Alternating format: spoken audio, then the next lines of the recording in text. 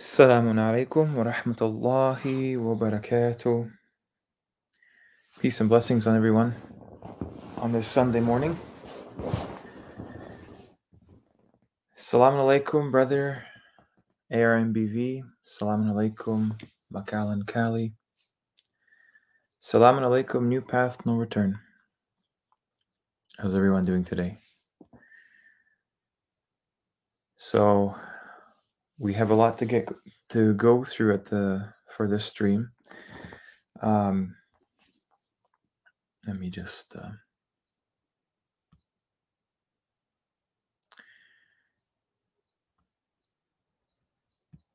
okay. So hopefully you guys can hear my voice and you can see my screen. Let me just see if I can open up the chat.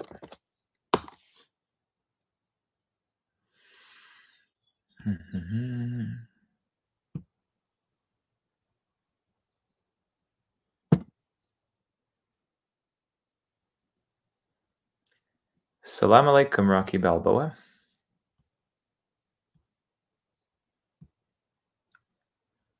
Let's just...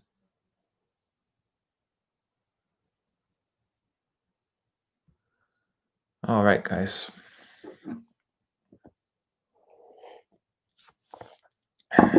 So oh, thank you so much, ARMBV. That's good to know. Basically, yesterday we went through a lot of different things, to say the least, and today is going to be way more Quran based, and it may come as no surprise that this stuff becomes very controversial very quickly. But inshallah, we're going to take it step by step. And this is just a theory. No one knows for certain anything regarding the future.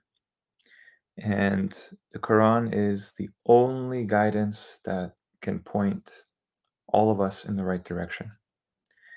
So I mentioned that yesterday,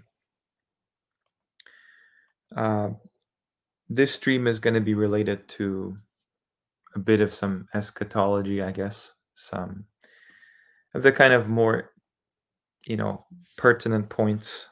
Give me just 1 second, guys. I just need to... Give me 1 second here.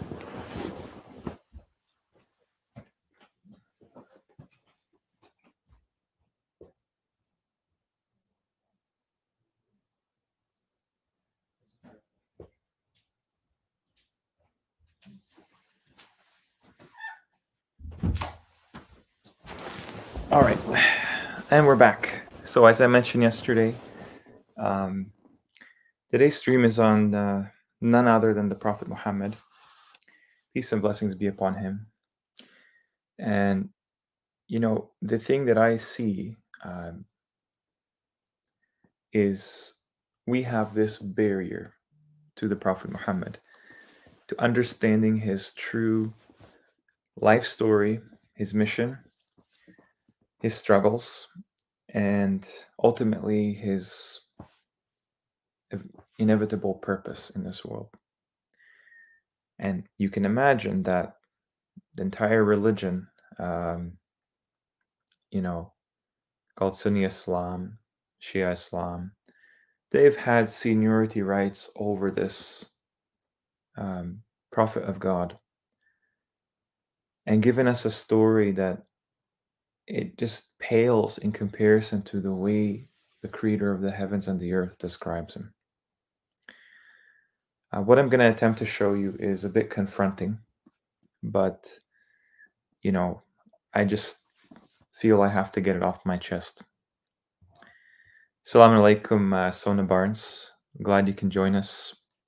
Welcome, Indiana Genesis. Welcome, Unaik Ali Khel. Assalamu alaikum. Assalamu alaikum, Mel. Very nice to have some folks from Australia. I really appreciate all your guys' support. Um, so, what's a helpful um, strategy for this stream is just take out all the things you've heard about Prophet Muhammad. Take out everything you've learned from Sunni Islam, Shia Islam. Just pretend that the Quran dropped from the heavens and you found this book and you don't know anything about it and you're just inquiring from curiosity what this book says about this man, along with many other things. So this is, inshallah, the approach I'm going to take today. And, to give you a bit of a trajectory, we're going to start off with the, kind of some hadith regarding one of the most important contributions by the Prophet Muhammad, namely the conquest of Mecca. If you haven't seen my Mecca series, I really hope that you do at some point. So this will start to make a little bit more sense.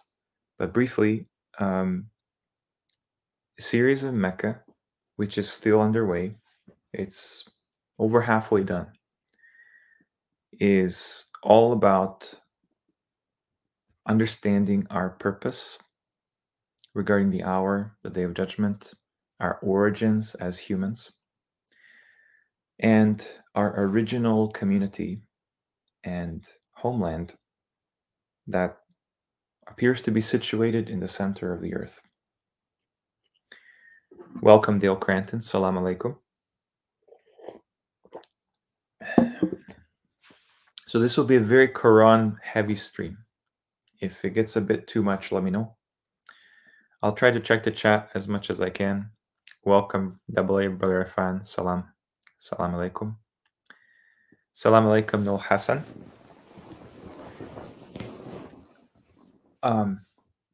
And that's fine. It's a lot to take in. But I'm just giving you that discretion, that disclaimer in the beginning, because this is a video I've been wanting to make for a long time. And I thought a live stream is a great way to engage with people and get their insight on, how we can understand these verses. Okay. All right. Let's get into it. So hopefully you guys can see my screen. This is sunnah.com.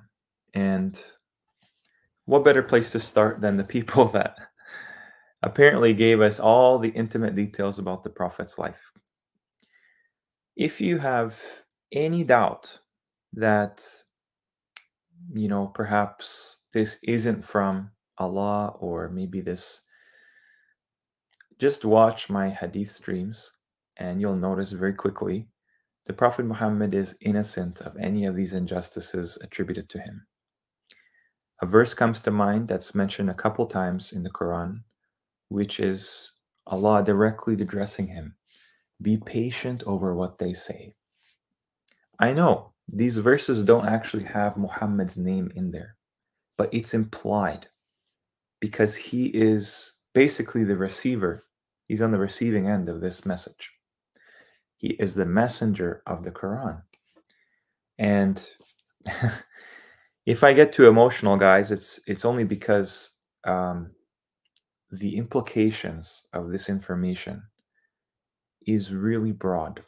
It's frightening in a sense, but in a good way.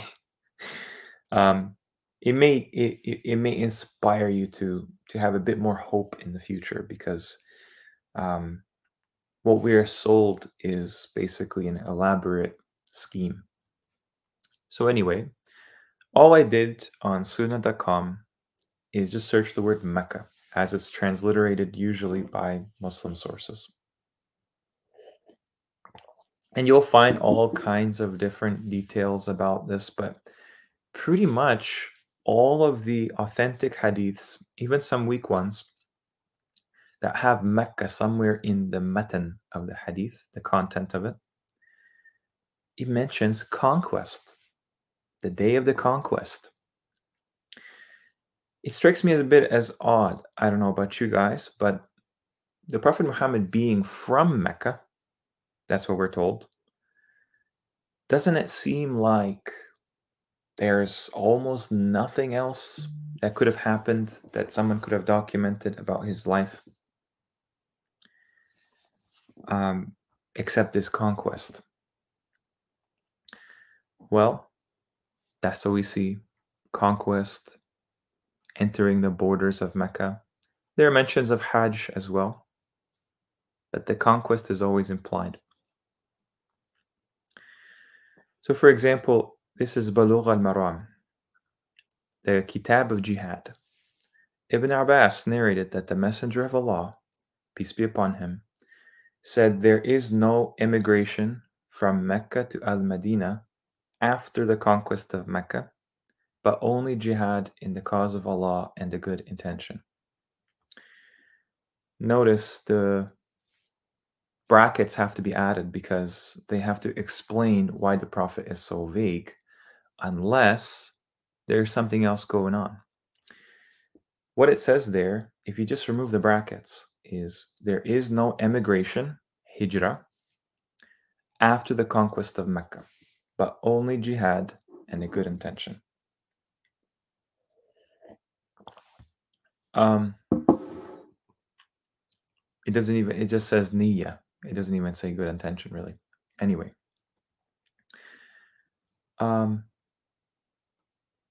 The Mecca part is not even in there, interestingly enough. But they add that in there because it's implied that the conquest is of Mecca. Why is the Prophet saying there is no hijrah after the conquest of Mecca? I thought that happened 1400 years ago, roughly. People are making hijrah today. They talk about these, travel plans to make hijrah from the West to the Muslim world as if that is going to solve everyone's problems. This hadith says the opposite. Whether it's authentic or not, take it and leave it. But I'm just trying to show you there is some kind of a very important significance tied to this conquest of Mecca. And we'll talk about that in greater detail.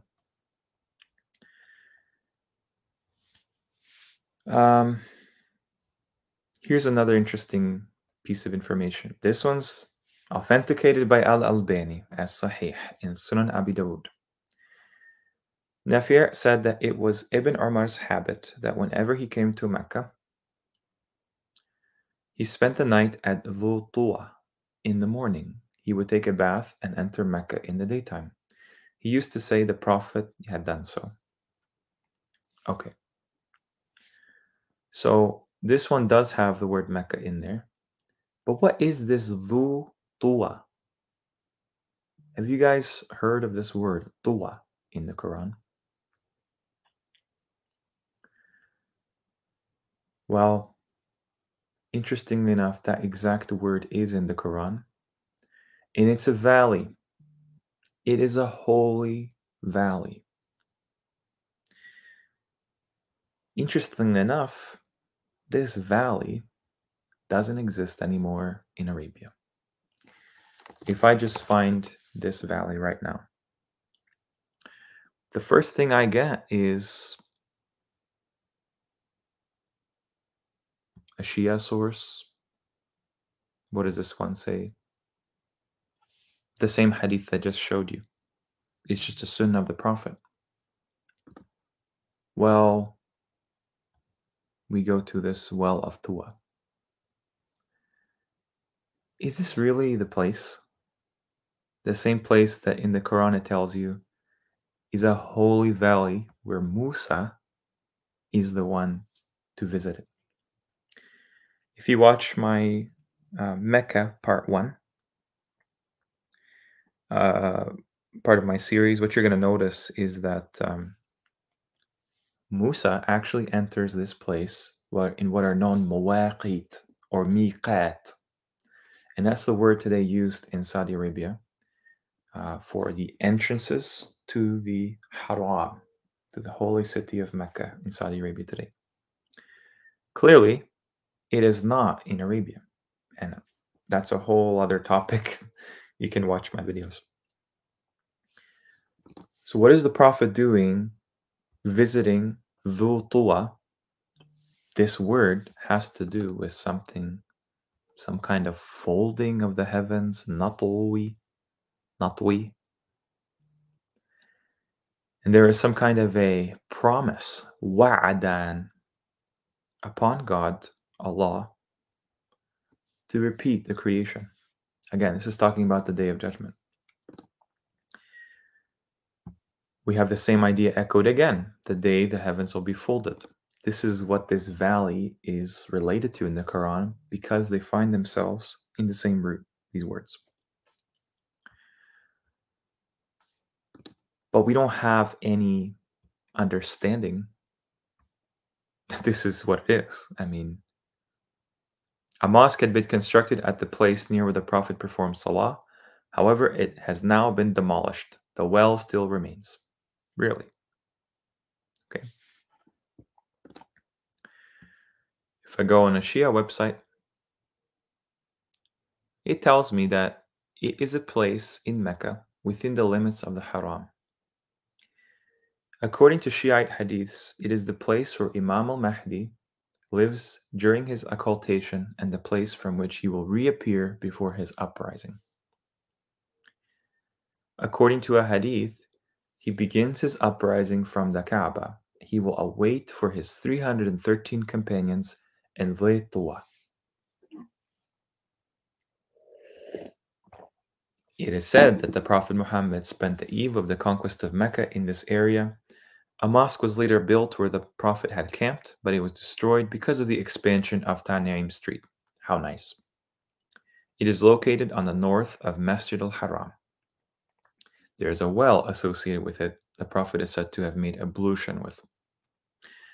The salient point here is 313 companions, because that is exactly the same number of companions the Prophet Muhammad is mentioned to have had during the Battle of Badr. Badr is a place mentioned in the Quran where the Prophet Muhammad had few in his army, and the angels had assisted him, and they won. Hunain is the opposite of that. Hunain, they had large numbers, but it was very, very difficult for them to get that victory. This is talking about the future.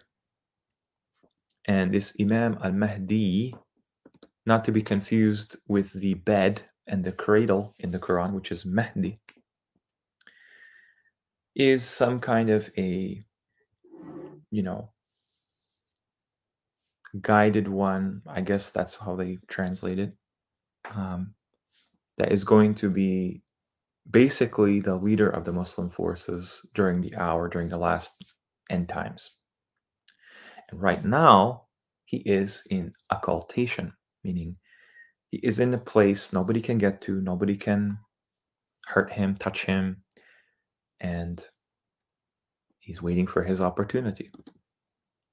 The Sunnis have a slightly similar story to that, that he will just be born or something in the end times. Okay.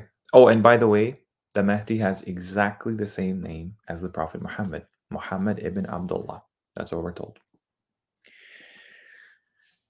I just want to see if there are any other things I had noted here.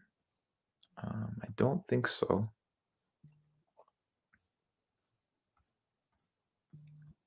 Let me see here. Oh yeah, here's another one that I think is worth it.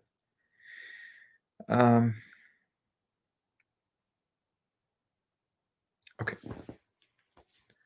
Sunan ibn Majah. These are Hajj rituals, right? Safiya bin Shayba said, I heard the Prophet, peace be upon him, delivering a sermon in the year of the conquest. Again, conquest related to Mecca, right? And he said, O people, Allah made Mecca sacred the day he created the heavens and the earth. And it is sacred until the day of resurrection. Its trees are not to be cut, Its game is not to be disturbed, and its lost property is not to be taken except by one who will announce it. This is a Hasan hadith, according to Dar es-Salaam. Now, clearly, if you watch my videos, you know that this place doesn't resemble the modern Mecca at all, whatsoever. However, if you watch the videos again, you'll notice that this is more in line with what the Quran is speaking about. Why? Because the association made in this hadith is sanctity, sacredness. Okay? And it says that he made it haram, right? Its trees are associated with it. It's associated with the day of resurrection, as if that's the place where it's going to happen. And it has wild animals, just like a hunting preserve, which is called a preserve or sanctuary for wildlife. It's just an interesting idea that clearly hadith is pointing to something very different than what we're sold on the surface. And we're told that all of this has happened in the past. That's what we're told. It's just history, ancient history. But what if I told you this is something that is pending? And what they have just done is retrospectively switch the past and the future. I know. This sounds absolutely insane, psychotic even. But the people behind these hadith and the jinns behind these hadith, they don't think like us. They are 10 steps ahead. And what better way to swindle humanity that knows nothing, doesn't know its own history, its own origins, doesn't know what kind of a realm they live in.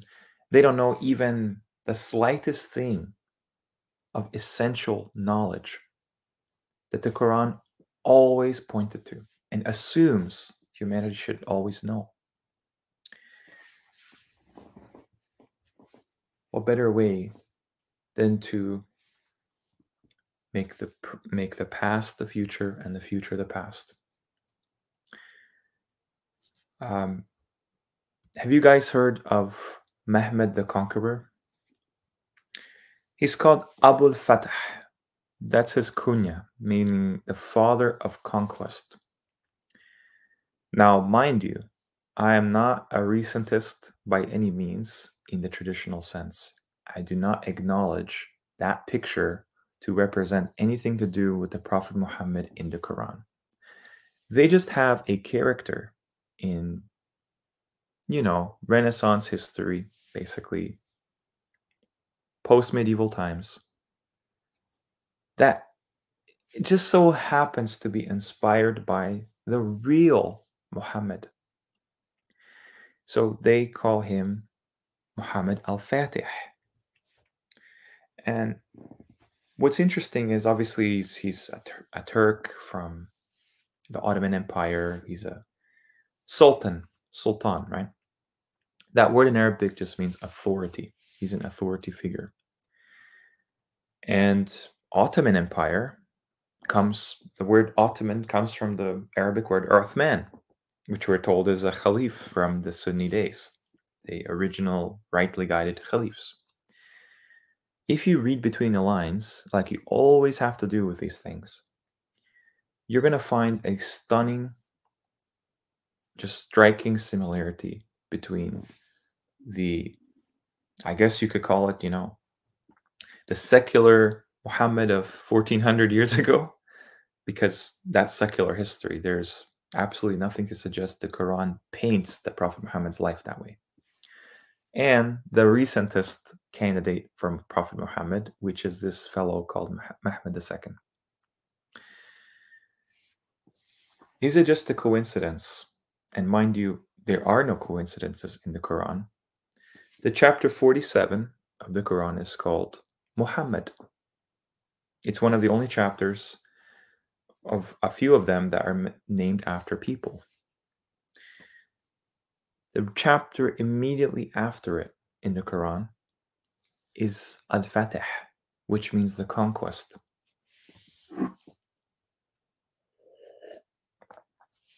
To me, that struck me as odd, that just so happened to be right after each other. Muhammad, Al-Fatih. And to make it even more interesting, we're going to go through this as well. The very first chapter of the Quran, I think it's here. Yeah. You can look at it on the screen here. It's called Al-Fatiha. This individual is called Al-Fatih. This is the feminine version, Al-Fatiha. And I've looked at this word recently. I've looked at the root of this word in the Quran, how it's used. And there are no coincidences. This does not mean the opening, as if Allah is putting a preamble to his book. Fine, I'm okay with the idea that it's the opening, but it's just not accurate, because opening, as we're going to see later, is a different word from this root. This word means conqueror. They have not translated a single word from this root, fataha, as conquering, conquest. Yes, there are instances where it says opening, and we're going to look at them. But that's very odd, because this is how the Creator chose to start the Quran. With that context, the conqueror. And you might ask, why is it feminine? Well, the entire creation, relative to its creator, is feminine. Because the masculine principle, the reason why Allah has a masculine pronoun, if we can call it that, is because He generates everything. He needs nothing. He's free of need. We're the ones that are receiving, on the receiving end. So it makes sense that the conqueror, that is Allah's champion, has a feminine word to it. So I thought that's interesting as well.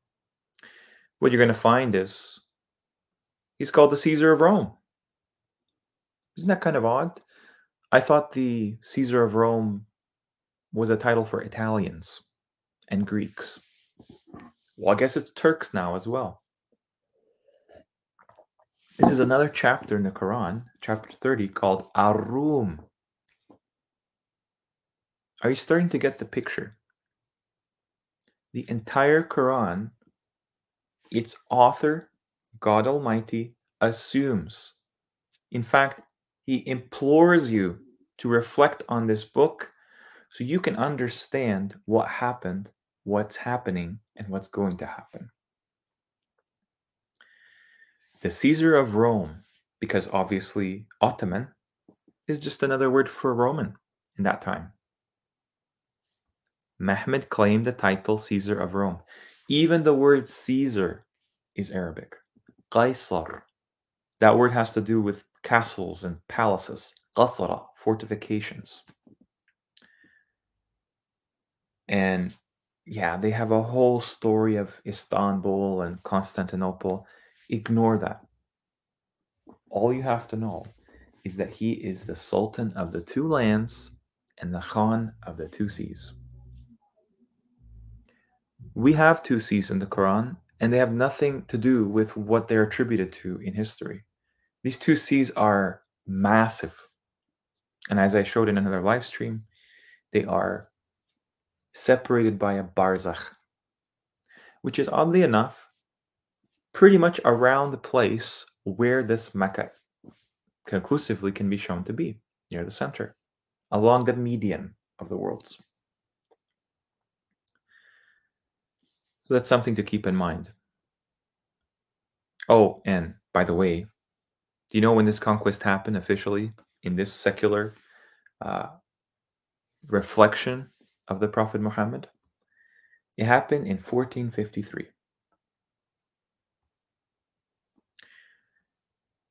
So, something also that's interesting, again, another Roman connection, because in the Quran, chapter 30, the people celebrate, the believers, I'll bring it up on the screen now if you want. I'll use this one here. So the believers are the ones that celebrate the victory of Rome. These are not Byzantines. That's an invented term. But it says that Rome, in the nearest of the earth, I'm not sure exactly how that works, but it uses a future tense in here, that they will overcome. They will overcome. Let me ask you something. Why does Allah use future tense anywhere in the Quran about history? سَيَغْلِبُونَ. I understand that things have cycles in history, and maybe it could have happened in the past as well. That's not the issue. The issue that is that Allah is using a future tense on a verb for a book that's outside of time and space, meaning that it still applies today, and it will always apply. This book will apply in the hereafter when time and space cease to exist as we know it. So really, it's a red flag that somebody will tell you that, oh, this verse doesn't apply anymore, or this verse was about this period in history, or this isolated incident. No. Every verse applies unilaterally across the board to the worlds to whom the message was sent via the messenger. في بضع سنين. If you look at translations, they insert the 3 to 9 in there. I'm not sure why, but it's not in the Arabic. And to Allah is the command from before and from after. And يومئذ, in that day, يفرح المؤمنون بنصر الله ينصر من يشاء وهو العزيز الرحيم وعد الله لا يخلف الله وعده ولكن أكثر الناس لا يعلمون. You're going to see this word wa'ad a lot, because the stories we're covering today is just earth-shattering. It's world-shaking. That's how it's described in the Quran. I didn't even look at this, but this word yawma'idhin, this is used, you can't even click on it, obviously. This word is used for the day of judgment. This word is used about the hour surrounding the events of eschatology. Why do the believers rejoice that these Trinitarian Byzantines are going to defeat the Persians? That's what they tell us. Why do they rejoice? They're Trinitarians. They're non-Muslims. They would be called kuffar today by the mainstream Sunni Muslims. These are not the Romans in history that we've been told, nor are they any of them today. It's not Russia. It's not the Vatican. It's not Turkey. This civilization is associated with the believers. That's why they rejoice. Allah assists them. Okay? And it's related to the hour. Let's look at Surah Al-Fatiha, the Conqueror. Let me know if you guys are with me so far. Salam alaikum, Kenneth Blaine. Dan Gibson, Sacred City, seems to have located this valley. Sona Barnes, thank you for bringing that up. If you watch my videos, Dan Gibson is just, his entire hypothesis is based around hadith being true as it's presented. And because there's ambiguity, Sunnis will refute all of his claims using those very same hadith. Nobody goes into the Quran itself. Dan Gibson's theory is pretty compelling, but I personally still doubt it. Let me show you guys why Dan Gibson, I really doubt that's the site of it. I mean, among many ways. He's the one that puts the Petra city forward, right? Do you know who discovered Petra? Petra was discovered by this man.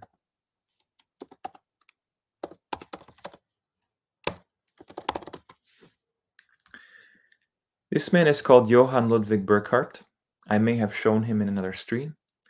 But because he was a spy and Orientalist from Switzerland, funded by the Royal Society, he went to the Middle East under a code name, Sheikh Ibrahim ibn Abdullah. He dressed like an Arab, even though he was a French, German, Western European. From the 1800s, 1700s. Not too long ago. And this guy was the one credited for finding Petra. Nobody, not even the Bedouins, nobody had known of anything to do with Petra before he found it. He also found Abu Simbel. If you guys are not aware of Abu Simbel, he's a complete, just, they don't even hide this. They just moved the entire complex over and chopped it up and moved it everywhere. And somehow we're supposed to believe this is a advanced piece of construction. Those are photographs in the 60s of them moving this great temple that's thousands of years old. It's not concrete, guys, whatsoever. It's not industrial concrete from the Industrial Revolution. So, Petra, we know nothing about it. And they even named it Petra because they knew they were going to use that as a candidate for Mecca, which is centered around a stone. Petra in Latin means stone. Okay. Just some food for thought. And I just showed you, like, you understand, right? Haram, Mecca, the livestock, the wild animals in Mecca, the trees, and they're nowhere to be seen in this area still. This is a destroyed place, whatever it was. I had no idea who carved the rock. I doubt it's Thamud. I'm pretty sure Thamud would do a much better job. But he doesn't fit the bill, for me, at least. Okay. Yeah, let's go back. Salam alaikum, Muhammad, peace. Welcome to the stream. In Surah Furqan, you have the word palaces. Yeah, that's where the word Caesar comes from. Qaisar. The Quran returns all hope to you when you reflect on it. Absolutely. You know, the amazing thing about the Quran is nobody can claim it. It is what it is. Allah means what He says, and He says what it means. Nobody can reproduce it. Nobody can make a likeness of it. And believe me, they've tried. The jinn and the ins, they have tried. Assalamu alaikum, Brother Marcus. Welcome to the stream. A long time no see. Yeah. So, moving on. Surah Al-Fatiha. Bismillahir Rahmanir Rahim. Everybody knows this surah. I guess we've forgotten it just means the conqueror. Alhamdulillahi Rabbil Alameen. We go on further. We get the first hint that this is something tied to the Day of Judgment. Ad-Din, you can use a lot of different words for deen: recompense, judgment, determination, verdict. Basically, it deals around a courtroom. It deals around a final judge and jury, Allah being the judge. Absolutely. It tells you who the believers are because they're the only ones who serve God exclusively and forevermore. And He is their supporter because they are the only ones that actually ask for Him to help them. Then we get into the juicy bit. Ihdina as-sirat al-mustaqim.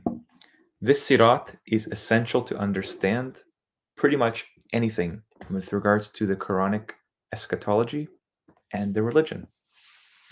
Because we've been told that this is just a metaphysical idea in the dunya.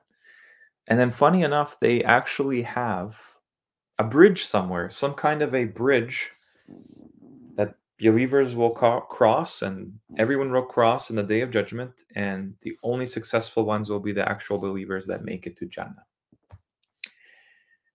So clearly, the idea is it's a tangible sirat. It's a tangible thing. But we're not told to be guided to it. We just say, guide us of the sirat al-mustaqim. The people talking in verse 6 are connected to this as-sirat al-mustaqim. And I mentioned this, I think, in a live stream. Allah defines the sirat as alladhina an'amta alayhim. These people are Bani Israel. Bani Israel are just mentioned way more than any people directly by Allah. Ya Bani Israel. It's not a small group of exclusive members of a club. This is talking to humanity. And it's clearly a lineage somewhere down the line because Adam is also a lineage as well. It's the same verbiage. It's the same type of, it's treated the same way in the Quran. And this sirat does not include those people with this wrath upon them, nor people that are stray, just lost. Okay, so he filters out the wrongdoers from them, and he allows these middle people to enter his Jannah. So now you've got the kind of preamble. Now we can go into Muhammad. Very interestingly enough, Muhammad is mentioned only 4 times in the Quran, which might not raise any red flags, but basically everywhere else they will put in square brackets, "Oh Muhammad," as if they're trying to remind themselves constantly his story is all about the hour. It's all about the end, the finale, the conclusion, the climax. But let's just go over the verses where it clearly shows his name. Okay? And see what impression we get from it. Muhammad is not but a messenger. It says that right there. وَمَا مُحَمَّدٌ إِلَّا رَسُولٌ قَدْ خَلَتْ مِنْ قَبْلِهِ. Certainly have passed away from before him the messengers. Literally all of the other ones. He didn't even say the other ones. He just said the messengers. So he is kind of like the torch is being passed to him, right? So if he died, if he died or is killed, will you turn back upon your heels? And whoever turns back upon his 2 heels, never will he harm Allah a thing, anything. And we will reward the grateful ones, the shakirin. Why couldn't Allah just simply state the obvious and say, yeah, so now that Prophet Muhammad has died, are you not grateful? Will you turn back on your heels now that he's dead and he was killed? They tell us that the Prophet Muhammad was killed through a poisoning, that he ate some kind of a sheep that was poisoned by a Jewish woman in Khaybar. This is the story. And I mean, you can't make this up. He's actually quoted to have said, "Oh, Aisha, it's as though I feel my aortas cut off," even though that was a threat by Allah to him in case he gets any ideas and he wants to make plans of his own against the message. Okay, fine. Maybe they use a different word in Arabic, but that is what's disseminated as the translation, as if to give a slight mockery of the story and of the person. The poison didn't immediately kill him. That's what we're told. Some people say he died of a disease, and he carried on years in a worse state, died penniless, practically nothing more than the clothes on his back, almost in humiliation. They like this story, even though throughout the Quran, we are told the Prophet Muhammad is given immense wealth, immense resources, huge means to everything. He's established in the earth. He's sent to the worlds. The jinn are listening in. These intelligent creatures that know way more than us are learning from this man. And it all comes back to the Quran. What is the point? What is the purpose of this book existing in our reality? Why? Is this just a little, ta-da, at the very end of all the messengers? They had the Torah, which was in ancient Hebrew. We had, the Gospels, which were they were apparently in Aramaic, but they were found in Greek.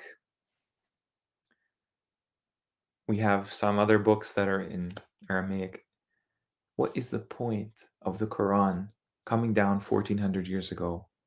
All of these people have just lived and died and nothing's happened. What you're going to find is that's not at all implied. It's almost like the prophet came down, or he was walking this earth at a time very close to the time we're living in. Very close. And I'll show you what the Quran alludes to in that sense. And so the time we're living in now is part of his missionary work. It's part of the hour being as close as you can imagine.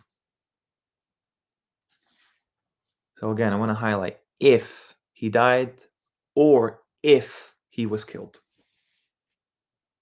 This verse still applies today, brothers and sisters. This is not during when he was alive.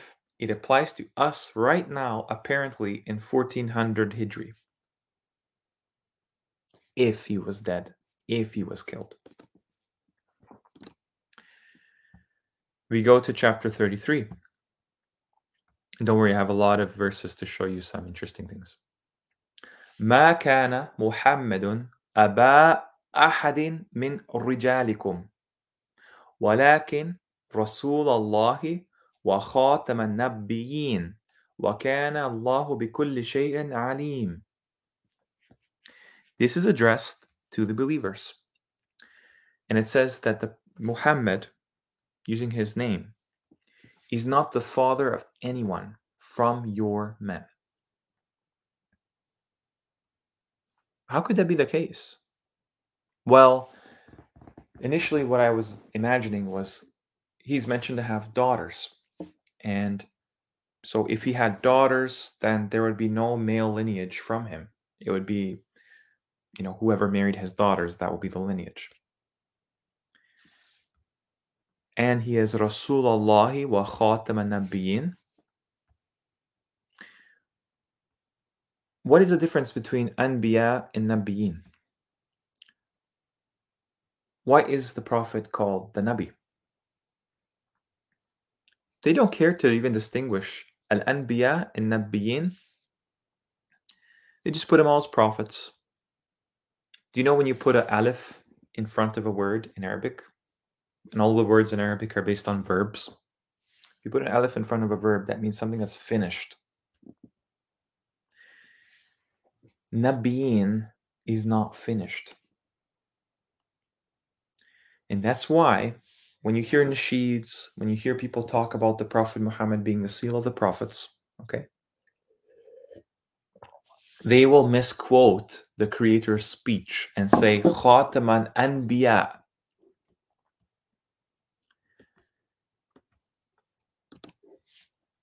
It's actually Khatama an-Nabiyyin. And this word Khatam, they put seal, seal, seal. I get it. Something that's sealed. But this is something related, even today, they call this a ring. Because they used to seal messages back in the day with rings. And you would get a message, a very important message, so you know nobody opened it. It has a wax seal. We know the Prophet Muhammad, in official history, if that means anything, had a ring. And what's interesting is, if he is the Khatam an-Nabiyyin would have at some point included every single prophet in that succession or lineage. It is really a lineage at the end of the day that were sent to basically Beni Israel. Before that, I don't know. And what's interesting to understand is if you study the Prophet Muhammad's life, the real events from the Quran, not the surah. The surah is like some kind of a joke, honestly. It's a cruel joke, a mockery of it. You'll notice that the Prophet Muhammad seems to have almost like all of the major events and stories and traits pulled from all the prophets and messengers before him, preceding him. He has aspects of Isa al-Masih, aspects of Musa. We're going to talk about Musa, why he's the most quoted person in the Quran. Of Dawood, of Suleiman. Well, he's the last one. And what happens is basically, as the succession of prophets increases, something is being amplified. And obviously the order of prophets that we're told is wrong. Is wrong because Maryam is provably Musa's sister. That just throws a wrench into the order that we're given from the Bible.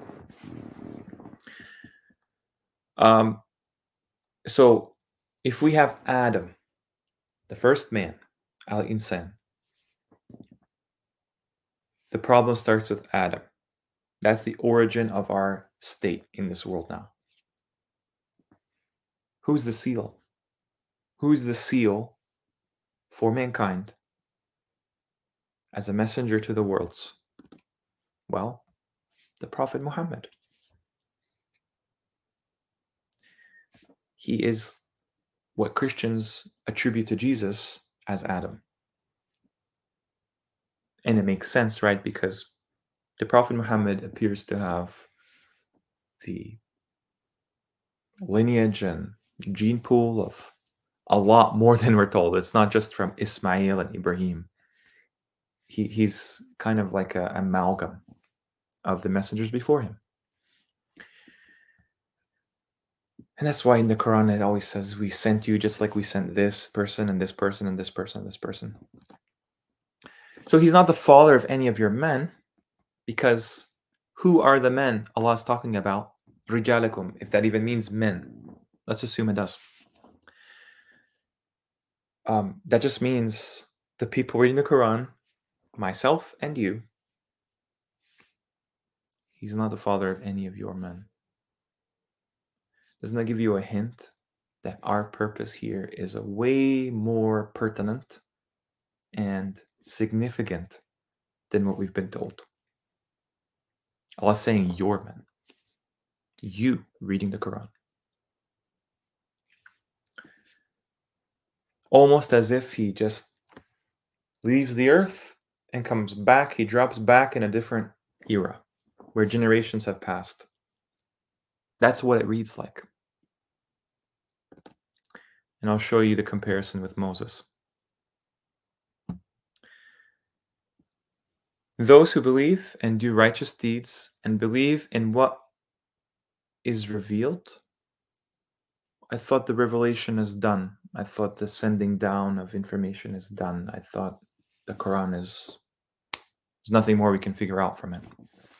Nope. In what is revealed, not was revealed. What is revealed upon Muhammad. And it is the haqq from your Lord.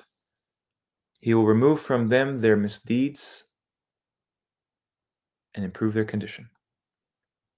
So the salient point here is the Quran sent to him is the key. That's the key for us in our time, right now. And this word is revealed is not to be confused with anzala. Anzala, you see, look how it's used. Sends down, present tense. Sends down. Anzala has revealed. That's for the other messengers. He revealed the Torah. He revealed the Injil. We sent it down. This one, though, is being revealed. More information is processing right now about this book. That doesn't mean the Quran is incomplete. Doesn't mean the Quran isn't completely revealed. It's a complete guidance right now between our hands. But Muhammad is still getting input about this. What's the next one? Oh, so 4 times Muhammad, 1 time Ahmad. Let's see what we guys are here. Salam alaikum, Anas. Welcome to the stream. Anti-Gogol, peace be upon you. Hot Spring, peace. I'm just the guy that reads the Quran. That's it. Abba does not mean only father. It also means leader of a group. Fine. Some Quranic terms need to be revisited. Abba, Rijal, Nisa, Imra'at. He's not the father of any of your men. I doubt this translation. Abba, throughout the Quran, it's just used as fathers, fathers, fathers.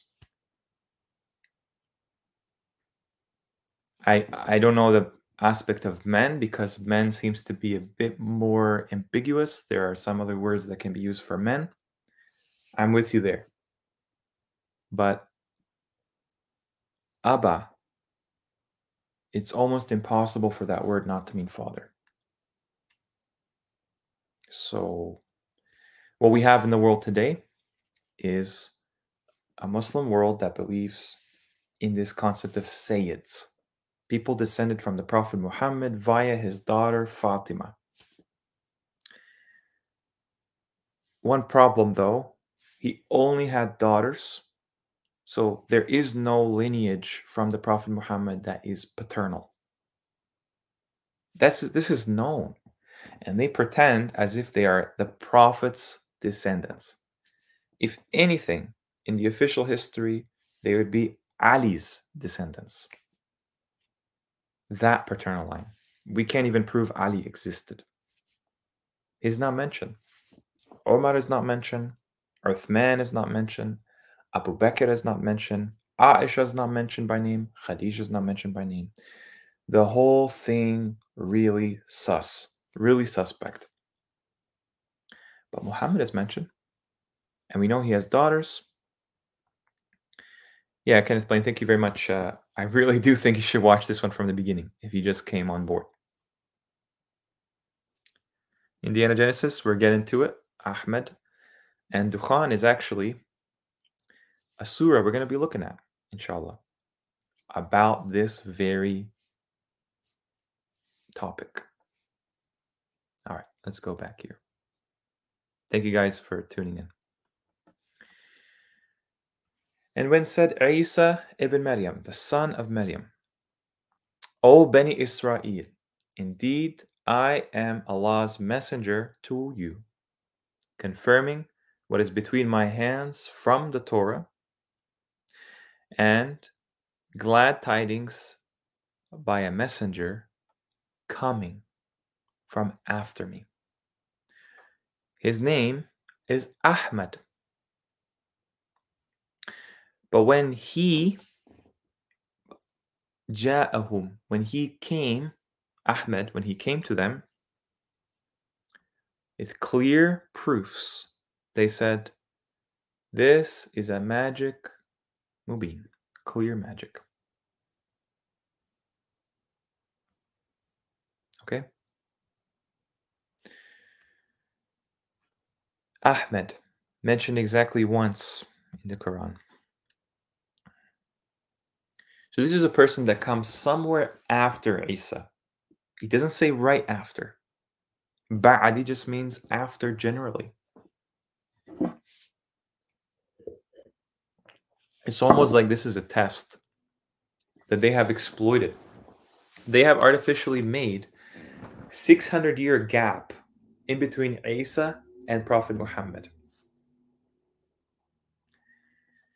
And there's nothing to suggest that whatsoever. They have made 1,000-year gap between Musa and Maryam. At least. There's nothing to suggest that whatsoever. They both have the same father, Imran.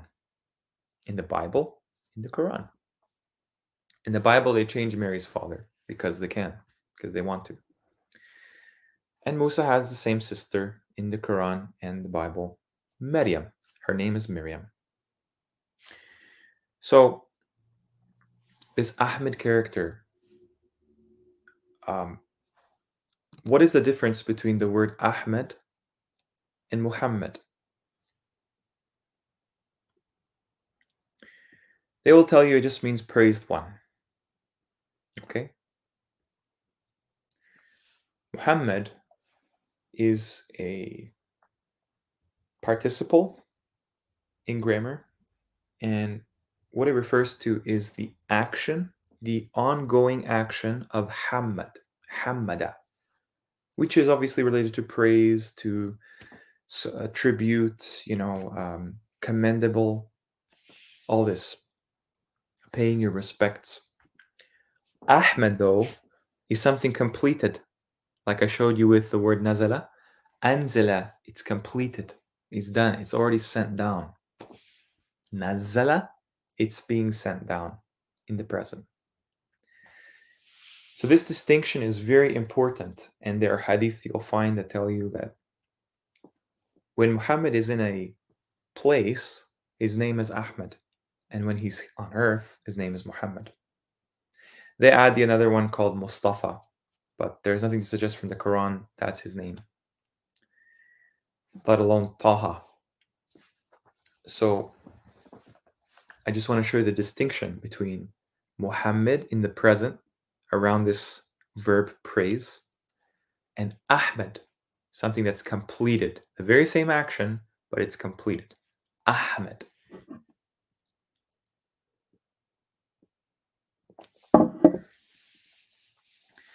All you have to do is notice the similarity of the number 4 with respect to directions, with respect to, 4 being a number for order, for purpose. And then what we have in the center is Ahmed, one time, making 5. 5 is the central digit. And he is the messenger for a central community, Mecca. Let's move on. Okay, let's shift gears a little bit. So that was a bit of an intro on Muhammad, okay?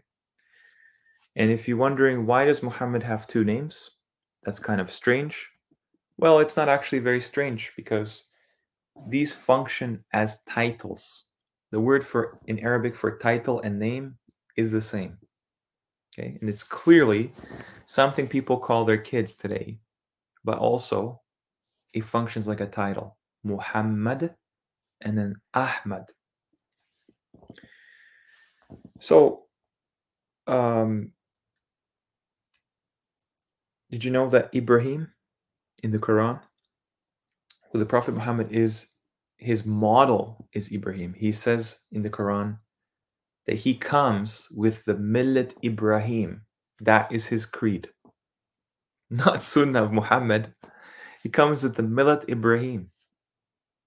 They even tell us in Hadith that his wife Khadija was part of this Ibrahimic religion called Hanifans, people Hanifis. Strange. Why doesn't this exist today? Or was this all buried under the rug?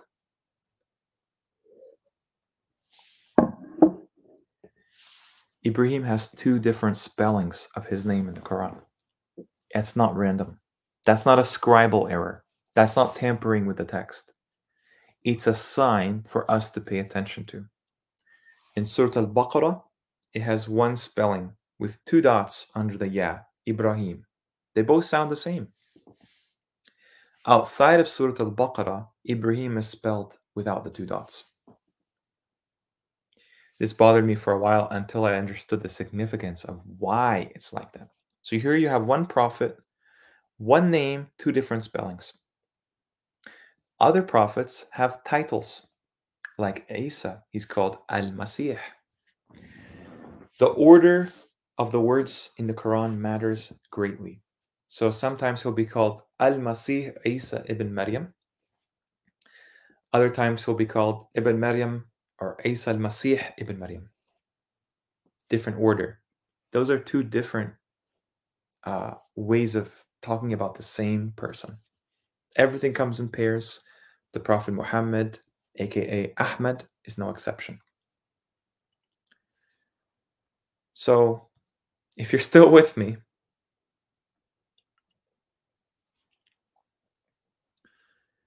so the Qur'ana, did you know that the house of Saud lineage came from a Christian tribe, including a man, I think a priest that wanted to be a prophet of the Arabs? Yeah, that's very interesting. The house of Saud, you're going to find, has a lot of blood on its hands in official history, and Allah knows best what actually happened. Christian lady, say sorry to Sheikh Imran. I mean, do you really have to ask so many times? You can ask 1 time. Apologize for what exactly to Sheikh Imran? Does he value my opinion that much? Do his fans really are they confronted with like so much on their plate that my little channel has anything to do with like Imran Hussein? I mean, it's embarrassing, like the sucking up to somebody that doesn't even believe the Quran is preserved. I get it. Maybe you're a Christian lady and you agree that's the case as well. But this is not the stream for you because, as the name suggests, this is a Quran-based study. Okay. All right.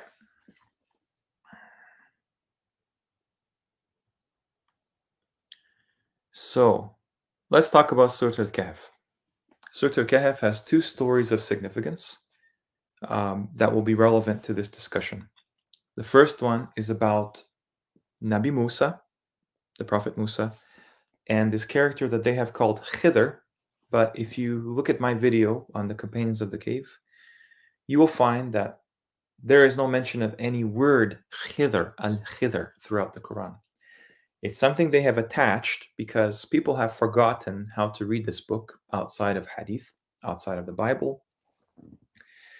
And conclusively, I've shown that this person given ta'wil al-Hadith, signs from the future, is none other than Yusuf, Nabi Yusuf. Yeah, that's right. They spoke to each other, admittedly. And all the signs are there. Just watch the video at your own time. This is the part of the story where Yusuf is talking about why he had to undergo and do all of the different things he did with Musa on this journey. The three things were he destroyed a ship, um, and the second thing was he killed a boy, and the third thing was he restored a wall in three different locations. That's how I understand the text. So Musa clearly does not have the patience to deal with us because this person, who I believe is Yusuf, is telling him very plainly, Musa, you don't understand. The future is going to happen whether we like it or not. And these things are something that I have been tasked with so that it happens. I'm just a vessel for the future to be carried out. And there was no way around it. Even if I wanted to, I had to do it. So he talks about this ship, the Safina, and he says that it was for some poor people working in the sea. I don't know what that means, but nevertheless, he tries to explain what are the consequences of him doing this now, what will be the consequences in the future, to give Musa an idea, the big picture. This is why this is such an amazing story, because this person is granted knowledge that no one else really we can imagine has had. There was after them a king that seized every good ship by force. This is the story. The boy, his parents were two believers. He really says two fathers.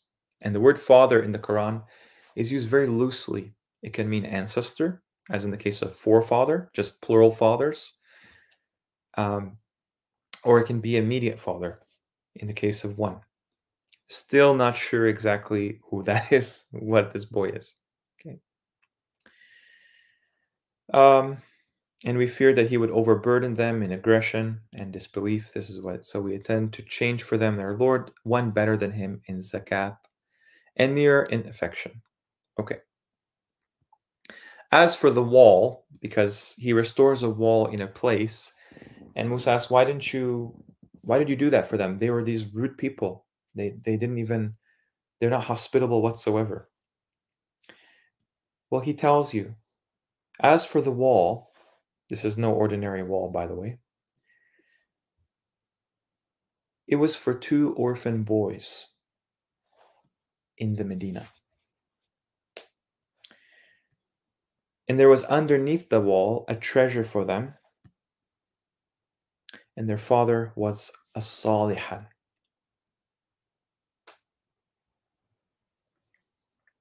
So we intended your Lord that they reach the age of maturity. He will bring forth both their treasure for both of them as a mercy from your Lord. And I did not any of it of my own command. That is the explanation, interpretation, whatever word you want to use, that you were not able to have patience upon. Okay? Two orphan boys in Medina. They tell us Medina is in Saudi Arabia. This Medina is referenced in practically every story across time. If this is a city or some kind of jurisdiction of power, it's a very important location in the Quran. And today, and I really challenge people to tell me, what is the proof Al-Medina is in Saudi Arabia? It's mentioned in the story of Lut. It's mentioned in the story of Al-Aziz and his wife. It's mentioned in Fir'aun's story. He was aware of Al-Medina. It's mentioned the story of Thamud. It's mentioned in the story of the companions of the cave. And obviously in this one too. It's just stretches across the whole timeline. What is this treasure? What is this possible treasure that we see? Well, Um, these people are talking to the Prophet Muhammad, okay, about what's been revealed to him. And they say, why has it not been sent down upon him a treasure, or has come with him angels? What kind of treasure is sent down from above? And why would they include angels coming down with him as the other possibility? This is the exact same sound, kenzun, treasure. When you see how it's used here, they say the same thing. Why has it not been cast towards him a treasure, or is for him a jannah that he may eat from? Again, something celestial, more divine, right? It's not just gold or silver. What is the ultimate treasure? We know kunuz, treasures, were lost, obviously the term has greater weight than just one thing.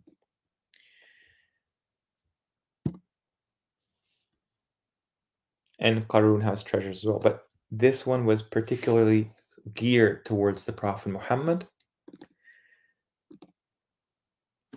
And it almost kind of gives you a hint that it's the Quran because it's sent down and the angels and Jannah are associated with it, with the Prophet Muhammad. We know the Prophet Muhammad is an orphan. And there's another orphan in the Quran called Zayd in history. Of all the companions in the Quran that could have been mentioned, hundreds or thousands of companions of the Prophet Muhammad, tabi'een, tabi'een, Zayd is the only one mentioned, and he's mentioned exactly once with the Prophet Muhammad. He's also an orphan. This guy was so important to the history of Islam. He's the scribe of the Prophet Muhammad writing down the Quran as it was revealed. You understand how important that is? We are reading the fruits of this orphan boy as the Quran. And it's just so amazing that he has this companion with him. Very similar to how Musa has Harun. Just food for thought. After this story, there is no segue, there is no aside. It just goes straight into the story of Dhil Qarnayn. Imagine, you've just talked about these orphan boys, about a treasure that they have when they reach maturity, which is roughly 40 years in the Quran, right? And they go straight into, they ask you about Dhil Qarnayn. Is that a coincidence? Just bleeds into that story. Sona Barnes, no, not two LGBTQ fathers. That doesn't exist in the Quran. 2 forefathers. So somewhere down the line, you have father of a father of a father of a father of a father, and 2 of them would be 2 of your forefathers. But the Quran doesn't distinguish between your biological immediate father and the ones way back in the past you descend from. They're just all fathers. But because it says Abawayhi, it means exactly 2, somewhere in that line. We're believers. And what's interesting, Rocky Balboa, is the word Zayd is related to increase. Ziyad, Zayada, Azyad. He's like an extra one for the time. So yeah, the Sona Barnes, that's the idea, is that Allah says that the people inheriting paradise, they will see their ancestors and their descendants. and their spouses as one. And so it's interesting, whatever the believers have in this world, they will have in the hereafter. That's very clear. Obviously, in this world, it's not going to be exactly the same, but all the signs are there because this is part of Allah's mercy. Just like the treasure for these two orphan boys, exactly two, right? Is a mercy. Just like the Prophet Muhammad is a mercy to the worlds. This is so amazing. I get shivers talking about this topic. Like, subhanallah, right? Like, we are living in this age of ignorance, arrogance, corruption, confusion, manipulation, and they have not been able to put a dent in what this book is saying. They do not want us to read this book exactly as it's revealed without any other overarching biases. And I'm fully on board with whatever it says at this point. If you've been watching this channel, you'll know that this is not a orthodox channel for any topic, especially with the Quran is concerned. But I believe the Quran is the truth. That's what it claims to be. And this is just the culmination of all kinds of fruits of research and understanding have all pointed to this book. So now when you open it up, what is the purpose of this book? As I mentioned yesterday, this book is all about the hour, the day of judgment, but specifically the hour. Do you know why? We're the last people.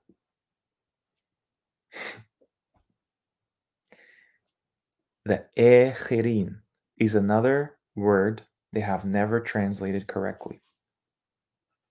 It's not other ones. It's not another people. Akhirin. Allah is al-akhir. Does that mean he's the other? He's the another? No, he's the last, the final.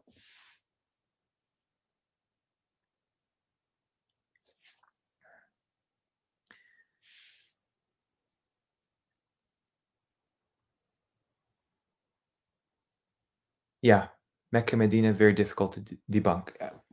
This is why I'm here, guys. I would not make this channel and these streams. I would not have found Endgame Islam. I would not have, done all the things I had if I didn't find it compelling and a necessity to fill people in and update them. Hey, this book that we all claim is from God, it has the full picture. It has nothing to do with what they tell you. Once upon a time, I was a follower of Sheikh Imran Hussein. I can't say follower really, just accepted his findings. There's no going back now. You want us to go back to that, Christian lady? No. We're not going back to that. Definitely not going back to Sunni Islam. We'll never touch Shia Islam with a 10-foot pole. Definitely will not go to Christianity that I was apparently raised in. We never went to church or anything. No. And that's how you know it's a scam. The whole thing is a scam. Just to move you away from this book. I'm all on board with the little gems and pieces of truth from everywhere, from anyone's mouth. But at the end of the day, the pieces have to fit together. And this is what we're trying to do. So no, the stories in the Quran are not just reduced to secular history, to Russian history, to ancient history. No. It's divine. It's sublime. Allah does not need to tell us things we already know, things that have no relevance to people in 2024. What He is telling us is aspects of the unseen that will become more significant as time goes on. And I don't have to tell you guys that. You already know. You already know that all these things are just exactly as they're presented. We can argue the definitions, we can argue, all the different intricacies of it, but what's the overarching story? The overarching story is we are being returned. We are being guided, inshallah, to what? What does it mean to have a guide, a guidance? You are going in a direction. That direction is a return. So we've already been there somehow. And that return is imminent. Nothing will change. It's going to happen, whether we like it or not, at some point. Do you now see why they are ramping up the political stage, getting everybody scared, everybody intimidated, saying they're going to conscript people into a possible war if you live in the UK, saying that, oh, China is threatening the US and Taiwan, saying that, oh, Russia and Ukraine and the Iranian president being tragically killed in a helicopter crash. They are setting the stage for people to carry out something that is ultimately a deviance away from the truth. This is what they're best at. They're best at this division of people. All right, I'll end the rant. Okay. They ask you about Dhil Qarnayn. Say, Sa'atlu, I will recite. I guess you could say recite, proceed. Talaha is for the moon, and the moon doesn't recite to the best of my knowledge. So I will follow it. I will proceed this question upon you. Notice future tense. And everybody knows this to be the Prophet's words in Islam. Okay? He is the human tasked with disseminating the message as the Rasul. And this word dhikran is a remembrance, meaning this is a memory. Okay? The reason I'm talking about Dhul Qarnayn, and there is a difference between Dhil Qarnayn and Dhal Qarnayn. A little bit of a grammar difference here. The and the. I'll show you. So he recites this remembrance, memory of it, as if the Prophet just lived in that time. You will see a lot of similarities between this title, the possessor of the two horns, the possessor of the two centuries, the possessor of the two eras, the two epochs, and Muhammad. Indeed, we makkanna. Makkanna. Sounds a bit interesting. I know it's not in the same root, but you can kind of see the similarity to Mecca in there. Makkanna. For him in the earth. And we gave from everything sababan. Remember I told you how Prophet Muhammad is mentioned 4 times? Exactly. This exact phrase is also mentioned 4 times. In only this story. Dhul Qarnayn. Dhul Qarnayn. A bit of a coincidence, but we have to look at patterns. The Quran is so complex that nothing is left random. Nothing is left open. Okay. We gave him of everything a means. You guys, that's insane. For God to say that about any person, that's like ultimate power. And this is what Dhul Qarnayn, according to the Prophet's memory, was given. A means to everything. So he followed a means.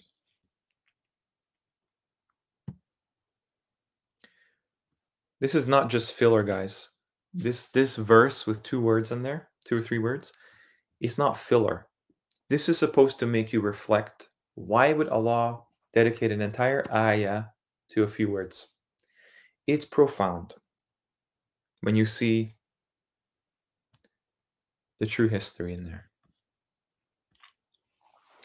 Until when he reached Maghrib al-Shams, wajadaha, setting in a spring, hami'atin. He found around it, or near it, a people, not a community, a people. We said, "Oh, Dhal Qarnaini." Now it's changed to the. Before it was the. Dhil Qarnaini. Either you punish or either you take in them, among them, husna. He said, as for whoever wrongs, so soon we will punish him. Then he is returned, he is restored, brought back toward his Lord. Almost like after death, the bones are resurrected from the grave. So he will punish him with a. So your Lord, he will punish him with a terrible azab. That's for the hereafter. Okay. So Dhul Qarnayn is related to the hour, related to the day of judgment, the blowing of the horn, the gathering of all the peoples in one assembly to be judged. This story is unlike any other in the Quran. And you'll see why. As for the one who believes and does righteous works, then for him there's a reward of the good, al-husna. And we will speak, again, future tense. We will speak to him from our command, please. The same thing is said about the Prophet Muhammad in the first, apparently the first revealed surah, Surah Al-Alaq. Or no, is it that one? Yeah, it's basically you have this idea that Allah says, سَنُقْرِئُكَ فَلَا تَنْسَى. We will make you read and not forget.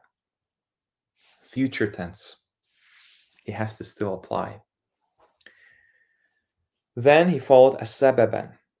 Again, only the Qarnayn has this 4 times. No other person. And it's just a title. This is not a name. Who would name their child bearer of the 2 horns, bearer of the 2 centuries? It's a title bestowed on a very important person. Until when he reached the rising place of the sun, he found it rising upon a people. Now this is another people. You had a people at the western end where the sun sets, people at the eastern end where the sun rises. 2 peoples. And we make for them against it no shelter, cover. Clearly they're affected somehow, biologically, psychologically, by this rising. These are not just places that like are on our maps today, okay? They're very specific. But 2 communities, 2 peoples specifically. Like thus, verily we encompassed by what was with him of khubr, news, information, knowledge, information. Then he followed a means until, so he went west, right? Setting of the sun. Then he went east, rising of the sun. What's left? The middle. The middle. Because he makes another following, another course. We're told in hadith even, the horns. The horns represent east and west. Until when he reached between the Saddain. Notice this word does not mean mountains. That would be Jabalain. Mountains, two mountains. Mountains would be Jibal. One mountain would be Jabal. Why did they put this as two mountains? I don't have a nice translation for what it is, but I know what it's not. And we'll get into who has this in their story. So between the two Saddain, so we have Qarnain, Saddain, interesting, and then there's also Qawmain, two peoples. Wajada, he found besides them another Qawm. This is the third one, okay? Between the two other ones. This is how we have to read this book. They could almost not understand his speech. They could almost not interpret his speech or understand or assess his speech. There's something wrong with the communication going on there. They said, O Dhal Qarnaini. Indeed, Ya'juj and Ma'juj are corruptors. Ya'juj, Ma'juj, corruptors in the earth. Okay? This is a major thing for Allah to say about anyone. Corruptors in the earth are likened to the greatest antagonists in human history. It's not a light term. And these are the only ones that are called mufsidun. Everyone else is called mufsidin. The ones that spread mufsidun, al-mufsidun, this is the actual first instance of this, al-mufsidun. Okay? That's in Surah Al-Baqarah. That's like the opening chapter of the Quran, the opening first few verses. And who are the mufsidun?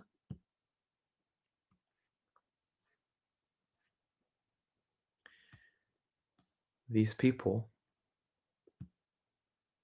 they seek to deceive Allah and the ones who believed, and they deceive not except themselves, and they don't perceive it.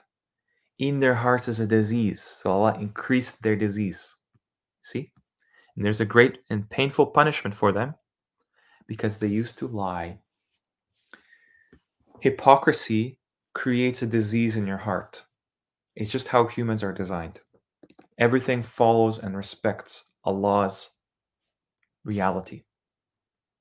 So al-mufsidun, then you have mufsidun fil ard.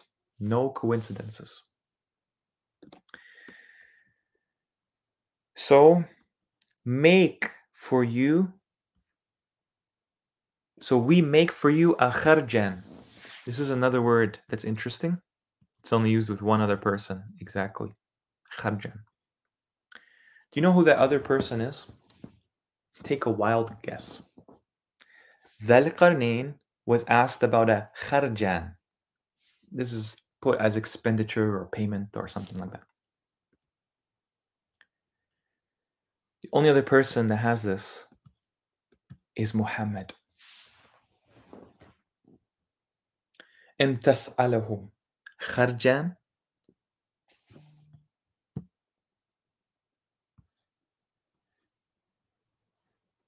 Why is the Prophet Muhammad described in the same way as Dhal Qarnain of all people?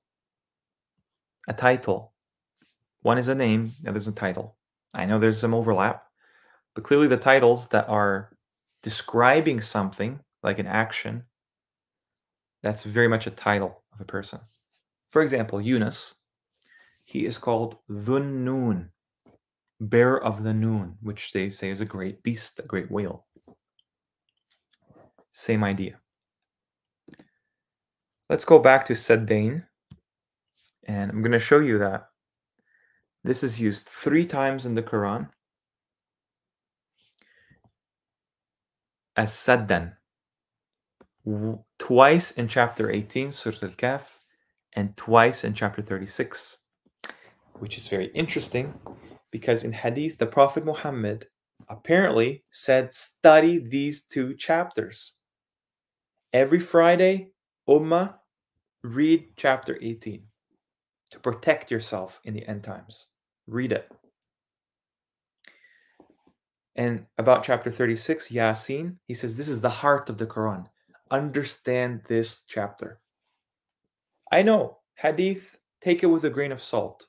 But isn't it just interesting that even hadith gives preference to these stories? What is this barrier?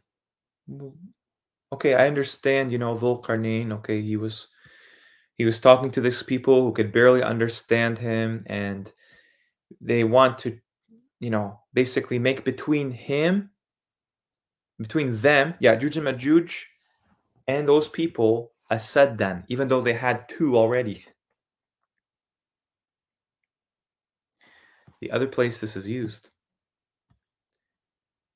is with the Prophet Muhammad. Yep. The Prophet Muhammad was sent to these people, among other people. These seem to be the ones of great significance in his story. And funny enough, it's the same people that Dhul Qarnayn is sent to. No coincidences. Yasin wal Qur'an al Hakim. Okay? Indeed, you are surely from the Mursaleen. Everybody understands this to be the Prophet Muhammad. It says Qur'an al Hakim there. So it says ala sirat al mustaqim. Upon this sirat al mustaqim we talked about earlier. Tanzil al aziz al rahim.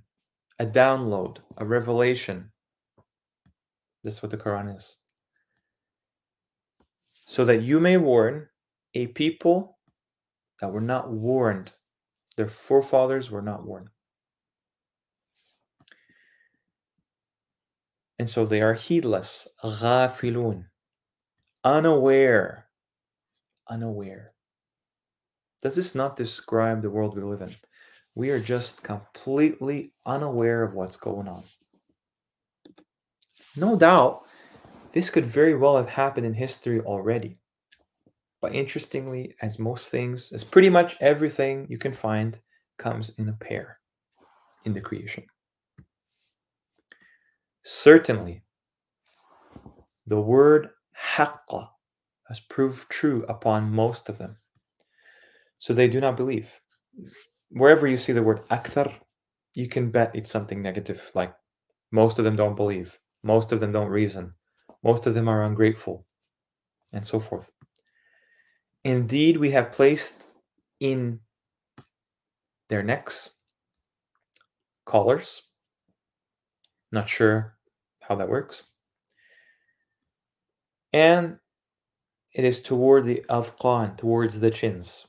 I can already tell this is not part of human anatomy, because here it says they're aghlalan, so it's possessed by them. Here it says the chins. It's absolute. So their heads are raised up. And we have made from between their hands, so literally in front of them, between their hands, a saddan, a barrier. And from succeeding them, behind them, a saddan. Did we not just look at this word being in chapter 18? These people that Dhul Qarnayn was sent to? 2 barriers. Muhammad is assumed to be sent to these same people. They have just happen to have a barrier in front of them, a barrier behind them. And provably, you can find that our anatomy aligns to the absolute directions of our world. Bayna aydihim, between their hands, not before them, although you could say that, but it's a bit misleading in English. Between their hands, east.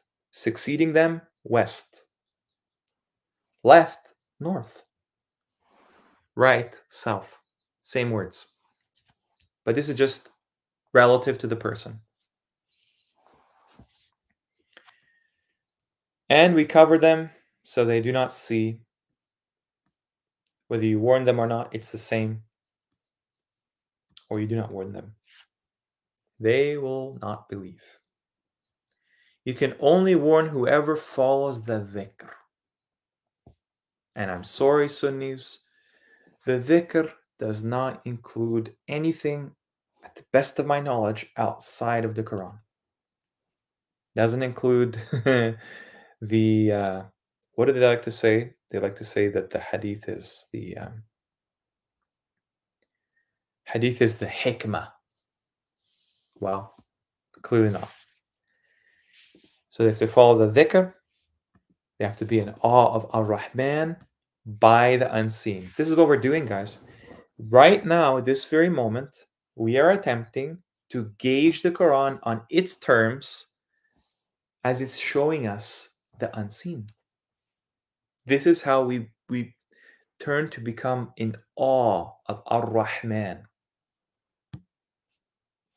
So give glad tidings by forgiveness and the reward Kareem. You're going to notice this word Kareem is going to come up later. It's going to describe what happened. It just, we've never thought to look at it this way.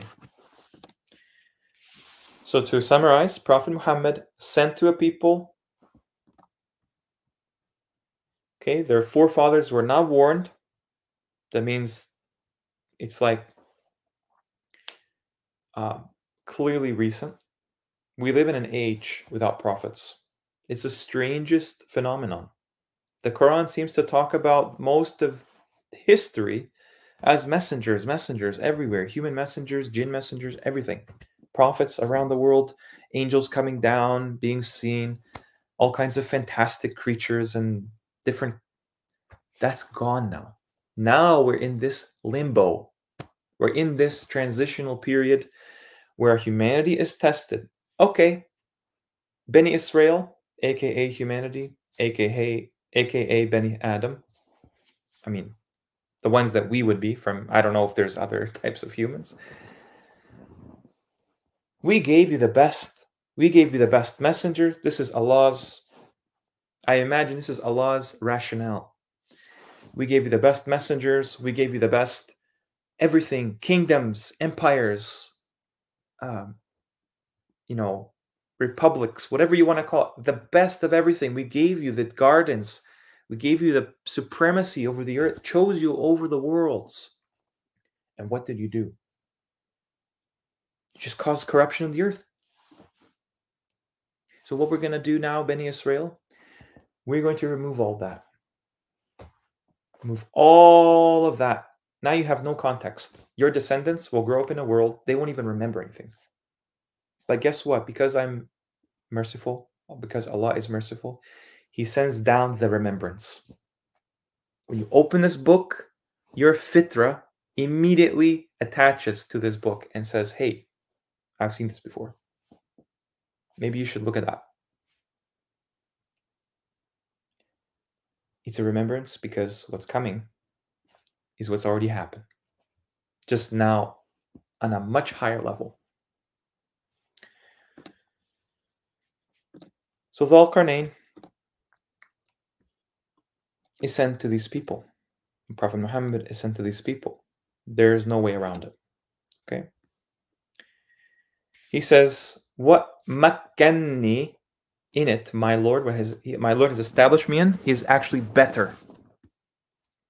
So, a'inuni, assist me by strength.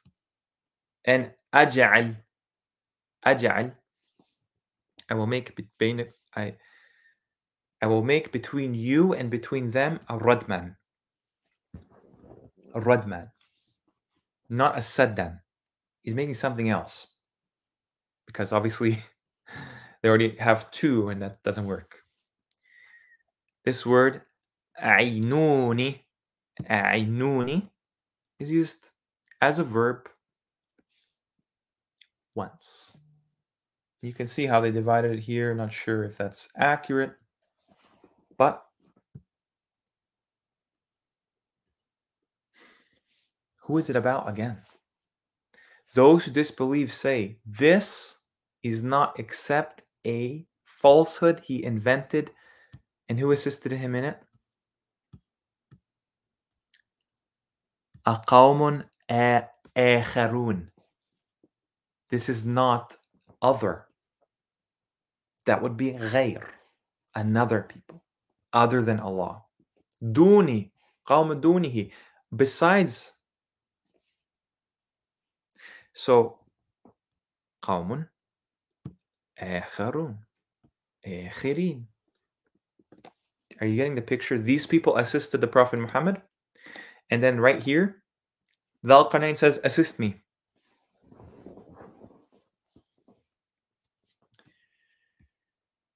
So he makes this Radman. It's anyone's guess what that means. Still remains to be determined, but basically it is described in the next verses how it's built. He says, bring me Zubar al-Hadid, until when he leveled between the Sadafain. This is a very interesting word because if you look this up in any dictionary, you will be baffled to know that this word means two shells, two seashells, two oysters. It makes zero sense. It's like it really does throw a wrench into the official story. We got two horns, we got two barriers, whatever that means, if that's barriers. Al-Qarnayn, As-Saddain, As-Sadafain. What's going on here? There's two qawms, that Ya'juj and Ma'juj. If you haven't already made the connection, Ya'juj and Ma'juj are already defined by the east and the west, because that's what's introduced as the story until when this Dhul Qarnayn comes to the center and he says, they tell him, please help us from these people. They're attacking us. And this is not crazy to believe because the Prophet Muhammad fights two enemies in the Quran. It's called the day the two armies met. But it's not just two armies, it's Jum'an, two hosts. That's why there's two battles in the Quran. Badr and Hunayn mentioned by name. And they have opposite stories. Hunayn implies a place that has two cities. Badr, place, that means full moon, right? Place related to the west, Gharb, the place where the night starts to really settle. I don't know where these places are, but I have a pretty good idea based on the idea that sun rises here and sets here. So Sadafain, that's something I'm currently looking into. Don't know, but it is interesting. This is related to seashells. Look it up. He commands them, and notice it's done with iron. We are told that iron is something associated with Dawood, Prophet Dawood. Obviously, if he's the pioneer of iron, this person comes after Dawood. Because he already was the one given the knowledge first. Specifically, that's what we extrapolate. Dawood was given the knowledge of iron, working with it. And Zubara, if you're in doubt, Zubara is what's used with what Dawood was given. Az-Zabur, sheets. Not sure what format that is, but it's clearly solid. You know that iron falls from the sky? Iron comes down. We sent down iron. It's heavenly. Particularly the iron. I'm going to finish this story and then I'll go back to the chat. So bear with me. So he instructs blow into iron. What kind of a technology is this? This is alien to what we would understand. They tell us this is a wall. I'm sorry, but there's a lot going on here. And no one has explained in eschatology why there are two seashells in the story there's a leveling done between them. Dhul Qarnayn is not like some Bronze Age, prehistoric Stone Age culture. This man was given a means to everything by Allah. He blew and he instructed blow until when he made it a fire. You're blowing into iron to make it fire. I'm just extracting what's in the Arabic. He said, bring me pouring upon it of qitar. And you've probably heard me mention this. This is not exactly copper, but it's related to copper because if you go to this idea, qitran, al-qitri, who is associated with qitr? Oh, guess what? Surprise, surprise, it's Dawood's son, Suleiman.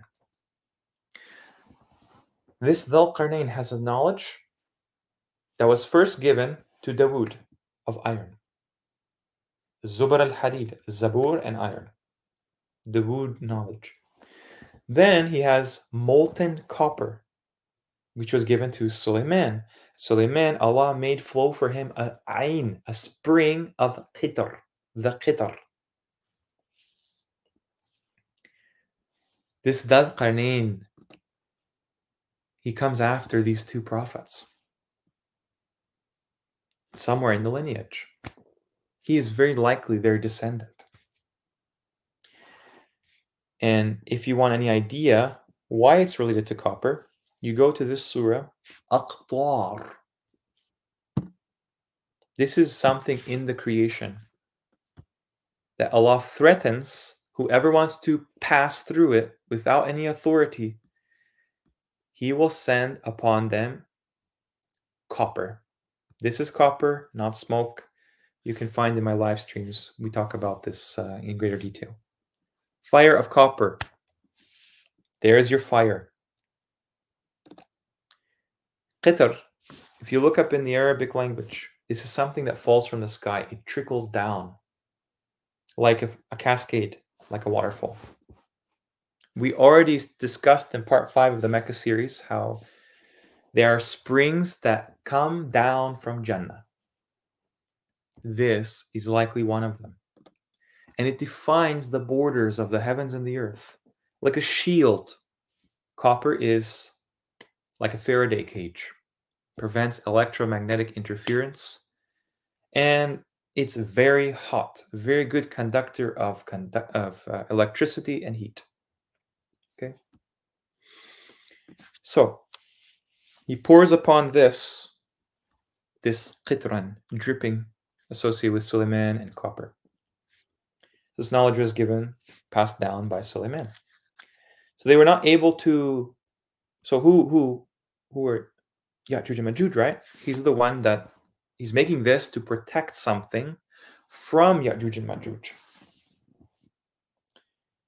Do you think Dhul Qarnayn just built a wall, okay, and left? It's clearly something way more sophisticated with that because you have this spring coming from, trickling down, iron coming down, almost like the heavens comprise of these materials, copper and iron. And so Ya'juj and Ma'juj, there's a barrier made to protect the people from them. Make between us and them a barrier. He makes a radman. They put that as wall, but wall, as I showed you, is jidar that already existed. So we get this impression that Ya'juj and Ma'juj are imprisoned, and now they've been released according to Imran Hussein. According to Sunnis, they're still pending. They're digging away. No, none of the sort. They were never imprisoned. Something was protected from their corruption. Crazy. Even maybe this is the first time I've discussed. I think I maybe have touched upon it. This word does not mean to scale something. Yadharuhu. This means something being apparent, visible, manifest. They didn't scale any wall. Ya'juj and Ma'juj are not stupid. They see a wall, they go to the end of the wall, and they go around it. You think they didn't have flight capabilities back then? It's not a wall. It is a barrier from all sides. They could not even see it. Zahir. When something is zahir, it's clear. It's apparent. That's one of Allah's names. Al-Zahir. The apparent one. It's not visible to them. This was a shield that was made through blowing and fire, like molten materials, and they were not able to penetrate it. Naqban. This is penetration. This is a pretty good translation. Why would they penetrate a wall? Why not dig underneath it? Whatever this barrier was, it's still around today. And Ya'juj and Ma'juj right now are trying to get inside this barrier. Because this barrier, you're going to find, is a haram. What is a haram? It is a button. It's a flipping around of the root for raham, which means womb. I talk at great length about the womb of the worlds, the navel of the worlds. Well, guess what? This Dhul Qarnayn happens to build something that is like a microcosm of the creation, the firmament of the creation. Firmament means vault, vault of the heavens. He made that around this place. Why? Because it's circular and it expands out. It's like a bubble expanding out. That's why there's blowing involved.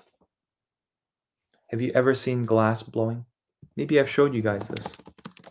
But just to hammer in the point, this is a theory that I believe is how this thing was made.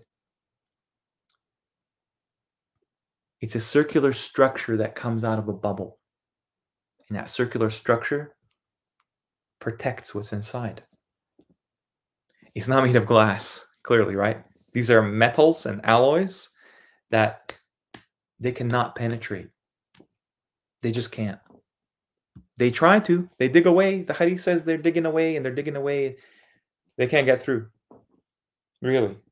In 1400 years, they haven't figured out that a wall ends somewhere. And by the way, if you think that Ya'juj and Ma'juj are locked away in some kind of a prison or a wall, or just point to me on a map where that is. Point to me on a map where that is. You will never find it. Imran Hussein used to say that it's in the Darial Pass. The Darial Pass in the Caucasus Mountains. The Darial Gorge. This is an old picture from 1906. It's not even there. Where is it, guys? Where is this wall? That's not what happened. Wallahi, there's something more going on. And notice the words related to this. Naqiban. This is for Bani Israel. Why are Ya'juj and Ma'juj described with the same root as the first chiefs of Bani Israel? After Musa establishes them as 12, like a union of, a confederation of 12 union, like a, like the colonies, whatever. Why?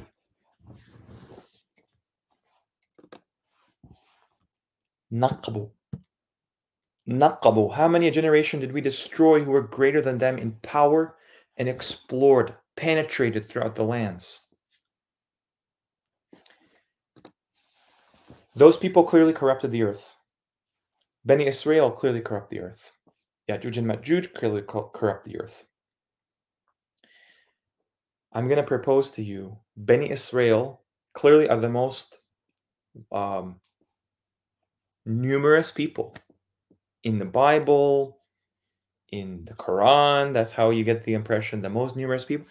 Gog and Magog are also the most numerous people. Wouldn't it be a surprise if Gog and Magog are just the latest iteration of the corrupting element from Bani Israel? Allah says they will cause corruption twice. Ya'juj, Ma'juj. They're always mentioned together. They come in a pair.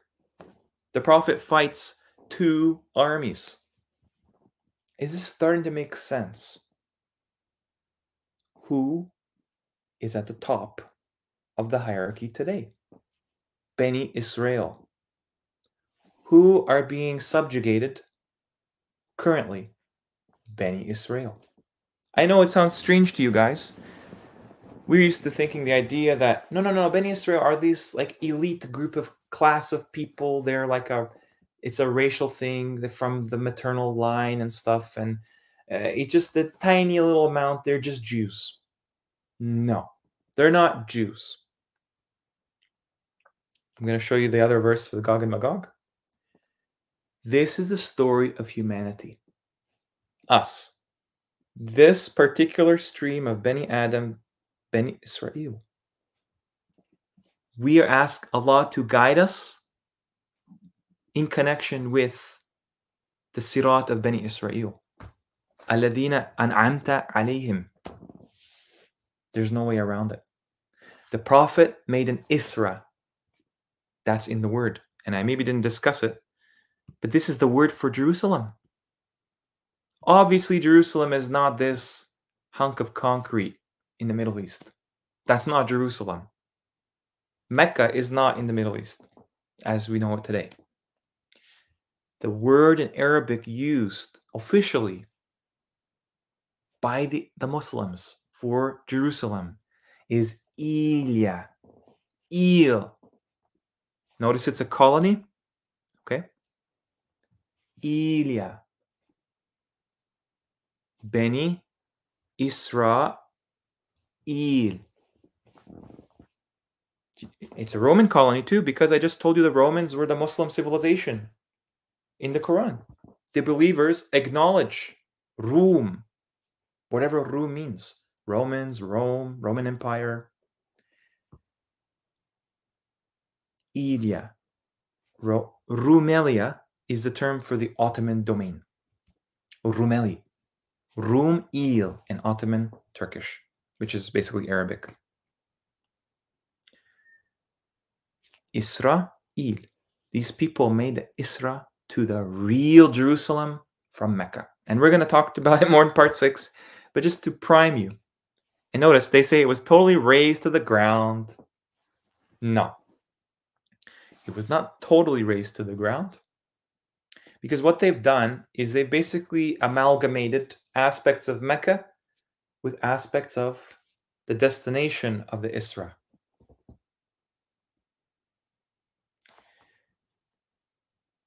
Let's go back.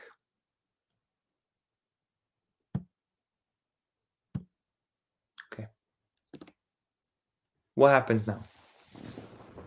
Yajuj Majuj, they cannot get through, and they don't even understand. They can't even, it's not apparent to them. There's a barrier there. They can't even see it, and they can't get through it.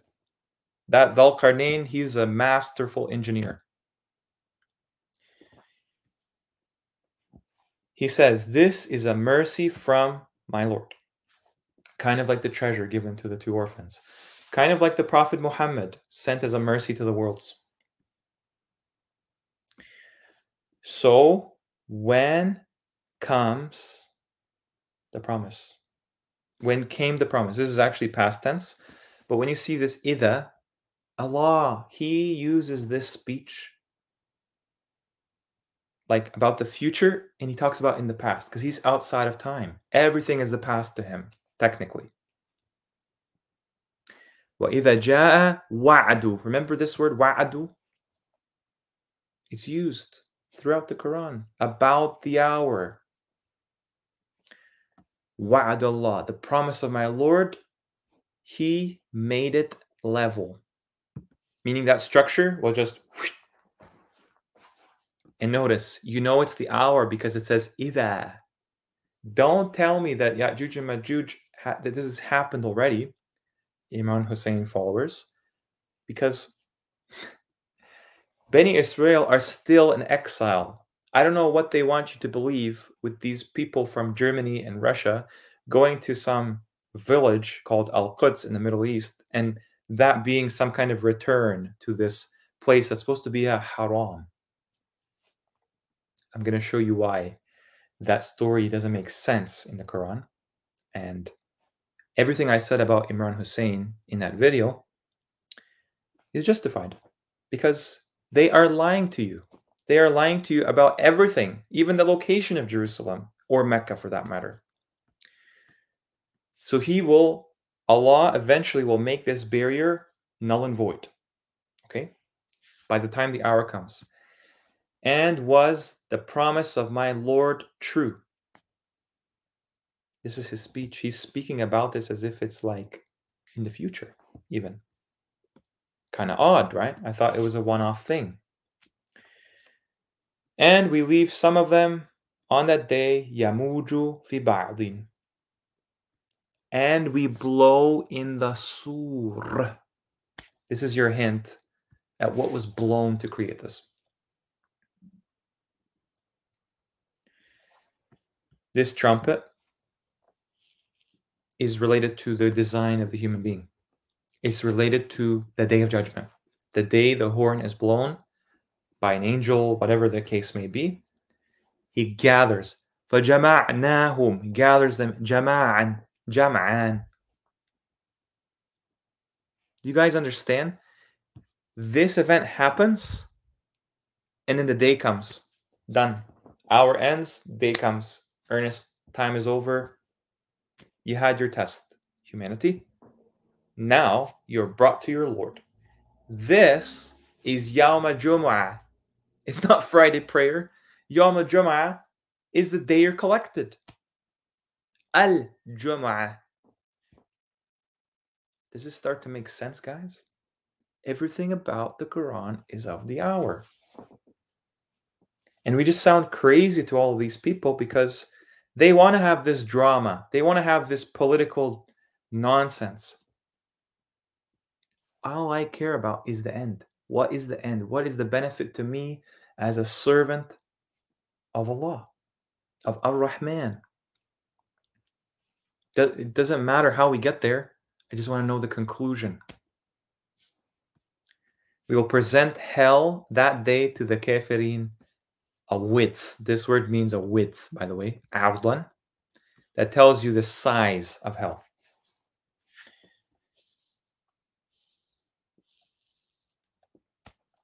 The people that day elsewhere in the Quran, they see their qarin, their devil, and they say, oh, I wish I was the distance between the east and the west, between him and me. That's hell. That's that big. And so, الَّذِينَ كَانَتْ أَعْيُنُهُمْ فِي غِطَاءٍ, their eyes are in a cover. This is exactly how Allah talks about the people of the Prophet Muhammad, with a barrier before them and barrier behind them. They don't forget the dhikr. That's exactly what we talked about. That's exactly what we talked about with the Prophet Muhammad, the people he was sent to. They have a cover on them because they don't follow the remembrance. It's not random. Every single word, diacritical mark, unfortunately for Imran Hussein, every single diacritical mark is not random. This video is so important for my benefit that this exists somewhere.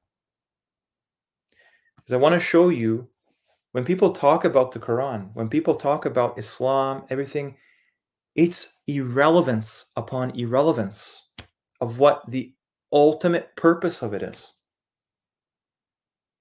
It should give you chills just thinking about how important every single person in this world right now, their role is regarding the hour and the last day. I'm sure everyone listening wants to be on the right side of history. That's not going to happen if we keep falling for these deceptions. What deceptions, you ask? The deceptions of appropriating the Quran to a falsehood instead of what it claims to be. I'm sorry, The Prophet Muhammad's people are not a Eurasian civilization. That doesn't make sense. We can't point to any evidence of that. Allah is exalted above such nonsense. The same way he's exalted above the Prophet's story being reduced to Arabian tribal warfare in Stone Age Arabia. You guys, don't let anyone ever tell you don't read the Quran. Don't let anyone tell you you need an imam to read the Quran. I'm reading it to you. I'm not an Arab speaker. What's the excuse? Okay.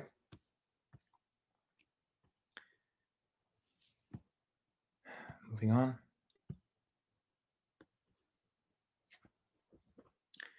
So this is the last mention of Ya'juj and Ma'juj. I'm going to start from here. Indeed, this your religion? No. This is nation. Nation. There's no religion in this verse. This your nation is one nation. Ummatan wahidatan. Elsewhere it says ummatan wasatan. Middle nation. You can throw all of the flags of the world in the garbage at this point. Allah is telling you your nation is one. Isn't that what they put on their currency in the US? One nation under God. They're playing games with us. They know this story. They're just biding their time, seeing how many people can they convince to enter hell through their own ignorance, through their own arrogance, their own actions. Wa'ana. Allah is speaking in first person. That's a big deal in the Quran. Ana rabbukum fa'budun. He doesn't say worship me or serve me. Allah doesn't need anything. He says serve. Okay?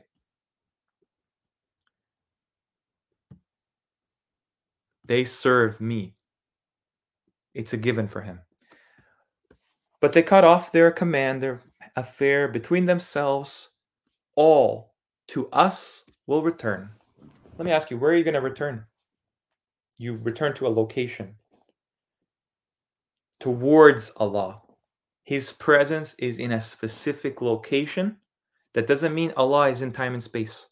That means he has made his presence known somewhere, like that mountain with Musa, with the trees in the valley of Tuwa, like was mentioned in hadith for the Prophet Muhammad. So, whoever does from the salihat while he is a mu'min, and he is not rejected, then he will not be rejected for his effort. And indeed, we are for him recorders. We've written it for him. It's already done. We don't have to wait for Laylatul Qadr to think what's going to happen to us. It's already written. This book is proof of it. The details are a mystery to us. That's why we have free will to investigate and understand what our purpose in this life is. Because whether we like it or not, Allah's will is established at the end of the day. We're just living out the story. You're just inside a book, inside a movie, as the character, not the observer. You're the character. Allah knows best where we will all go. وَحَرَامٌ عَلَى قَرْيَةٍ. And so indeed we are of him writers, and a prohibition. Haram is a sanctuary. Masjid al-Haram.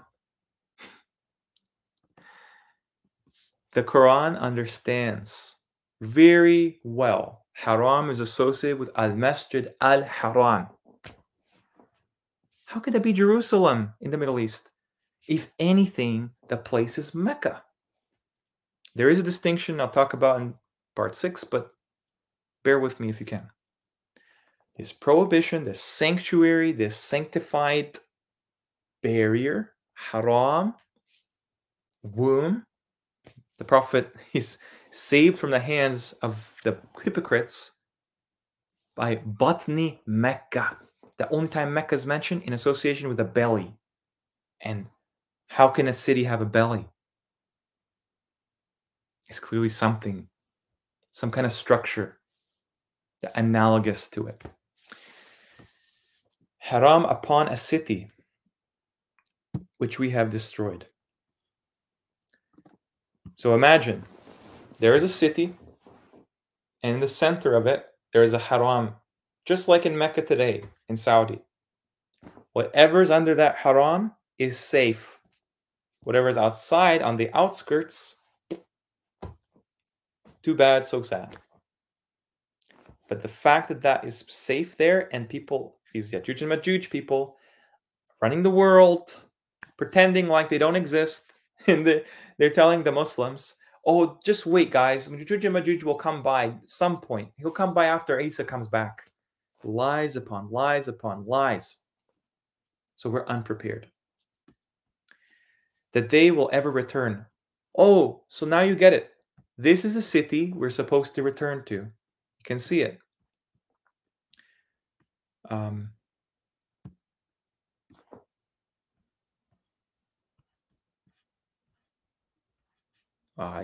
I lost where it is, but whoever does. So basically, yeah. Yarji'un, that they will not return. These people from this city that has a haram over it, outside of which has been destroyed, okay, they will not return. Doesn't say Jews, doesn't say Ashkenazis, doesn't say Zionists. Until.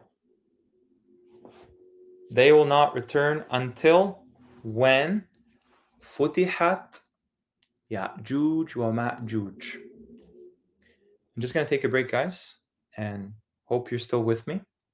Thank you so much for spending this time with me. Just give me a couple minutes, okay? Thanks.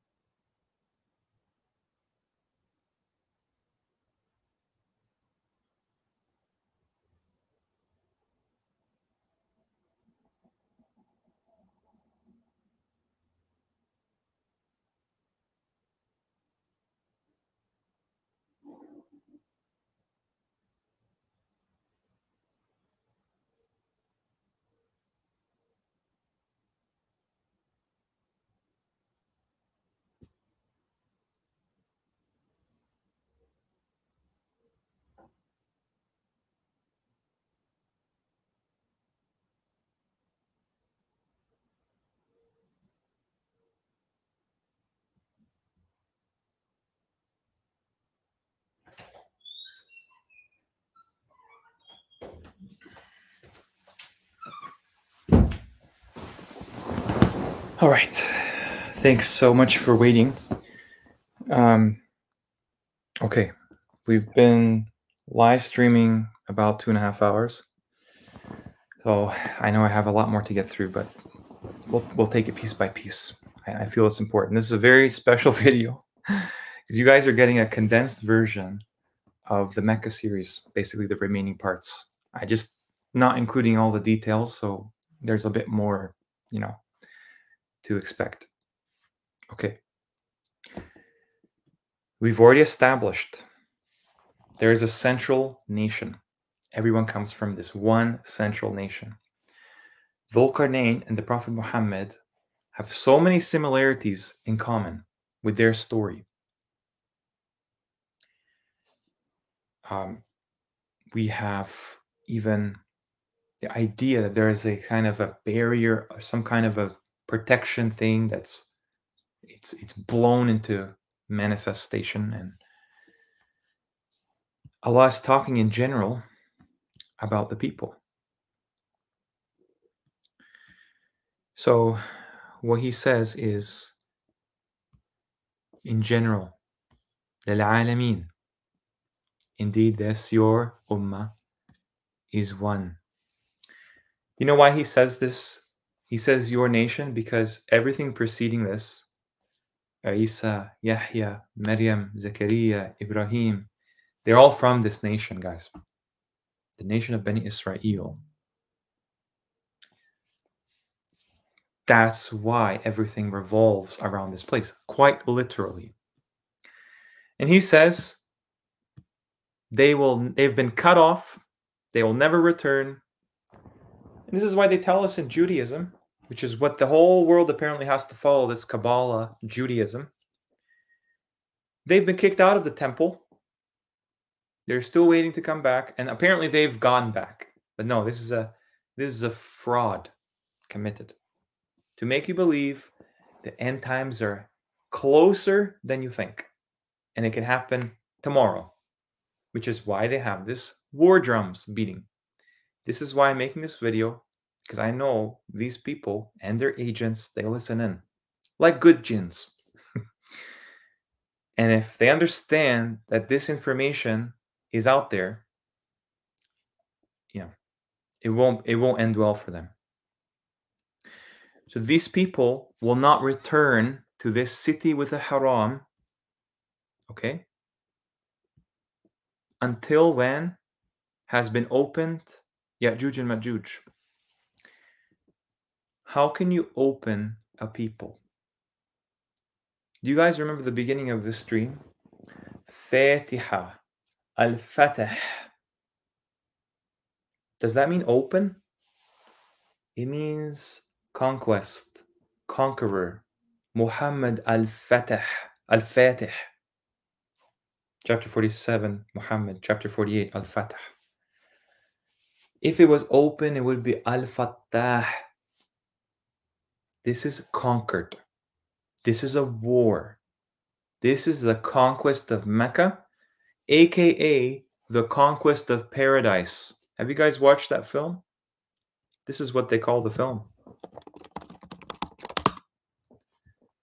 Conquest of Paradise. They make it like some Columbus story, whatever, Spanish. No. The title is what it's about. Whoops. Where was I? Okay. Ya'juj and Ma'juj are people. This is the only other time they're mentioned outside of chapter 18 and the rest of the Quran. Funny enough, it's in the chapter called Surah al-Anbiya, the surah of the prophets. What a surprise.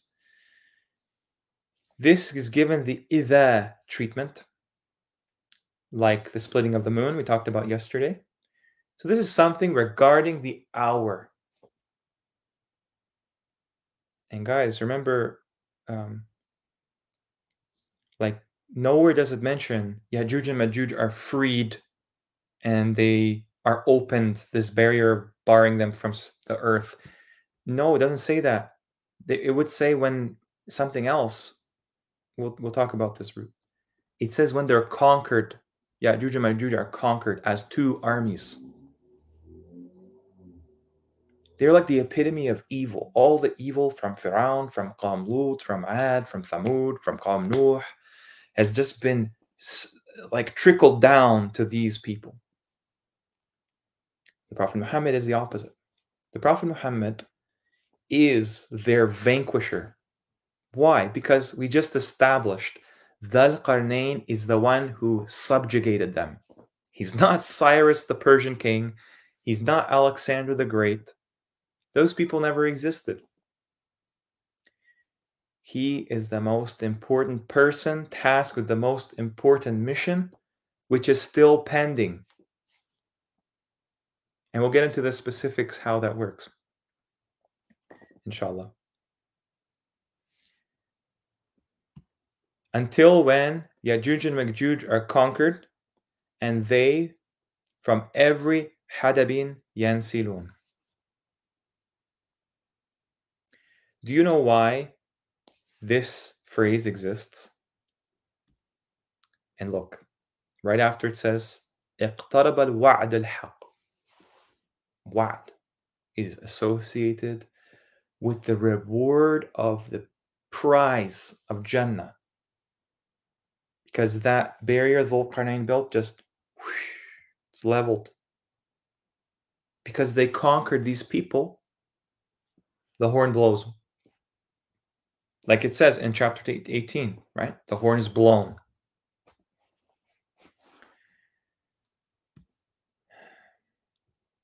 And so the gates of Jannah are opened. They're conquered for the believers.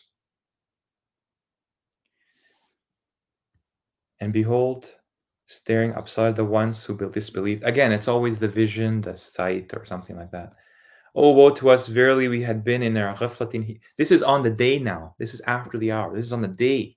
Now the resurrection happened. And the reason why you know it's the resurrection is because this word hadabin, only mentioned once.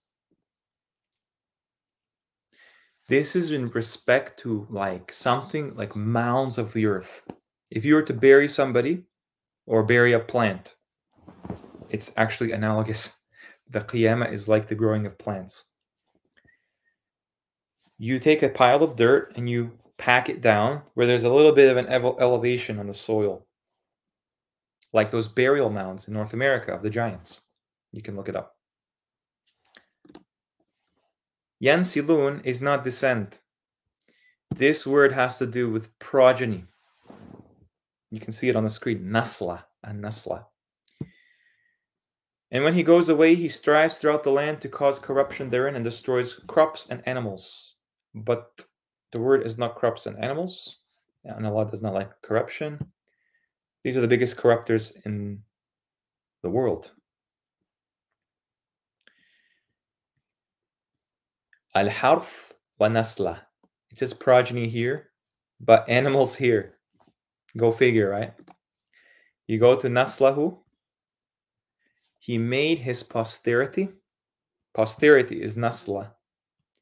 Allah made his progeny of Adam, the insan. He made his progeny from a extract from water, mahin. So we have progeny, seed, and then we have soil, seed in the soil. Yansilun is the verb. They're not descending.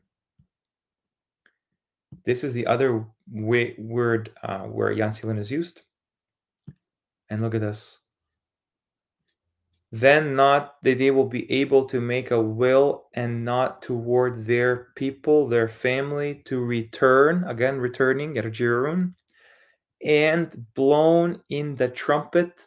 So idha, behold, they from the whatever ajdathi, graves, whatever, to their Lord yansirun. This is after the horn is blown, people spring from the earth. There are two blowings of the horn. The first one destroys everything. All fall prostrate, except whom Allah wills. What does that mean? I don't know, but there's room in that to suggest not everyone falls down. And obviously the ayah I mentioned in the Imran Hussein video, where the angels descend, they succeed each other on the earth. That is a knowledge for the hour, not Isa al-Masih, the angels succeeding each other. I digress. What this understanding shows is the conquest of Ya'juj and Ma'juj, their defeat for good this time, instigates the hour, instigates the horn being blown, the day coming in earnest. Do you see why this is so important? Why we have to understand this? If we don't even know who we're fighting, if we don't even know what to expect in the future, we're just wondering, going to our scholars, going to the governments, waiting around, just like that charade in 2020 to 2022, roughly. This is the knowledge that's made a difference in my life. And you will never think about anything as important from this day forward. It's a bold claim, but if you ruminate on this, take some time, it's a lot to digest. But clearly, this book still applies today, as in the past, as in the future. And expect. It's not a, Allah alone knows the future.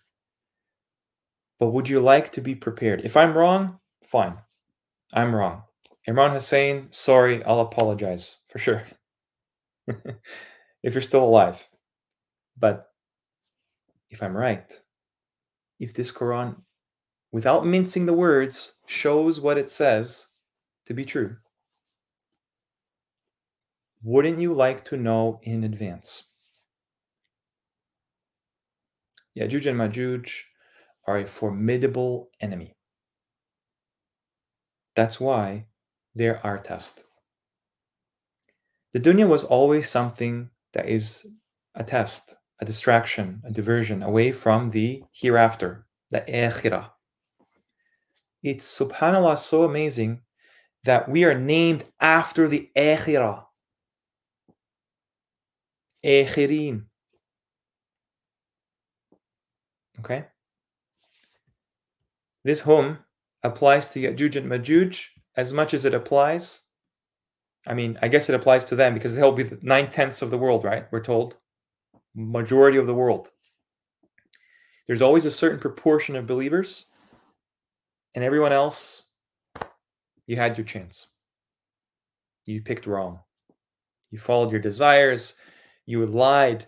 You wonder where this stuff comes from, where these like CGI understanding of our world comes from NASA and everything. These people are called liars by Allah. I showed you that very plainly. The Prophet was sent to people. Most of them, the word has fallen on them. These people. I'm going to show you inshallah, in the series, when we get to this part in Mecca.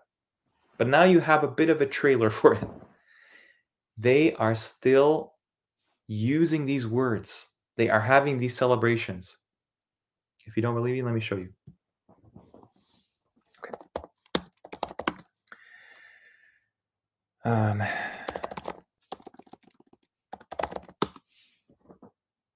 This is the Lord Mayor of London's show. You can't make this stuff up. They see this has nothing to do with the Bible. This is just some old legend from Britain's history. Oh, just some giants. There are these two giants called Gog and Magog. Really? They're benevolent giants of Britain. This tradition has been carried out, they tell you, from the reign of Henry V.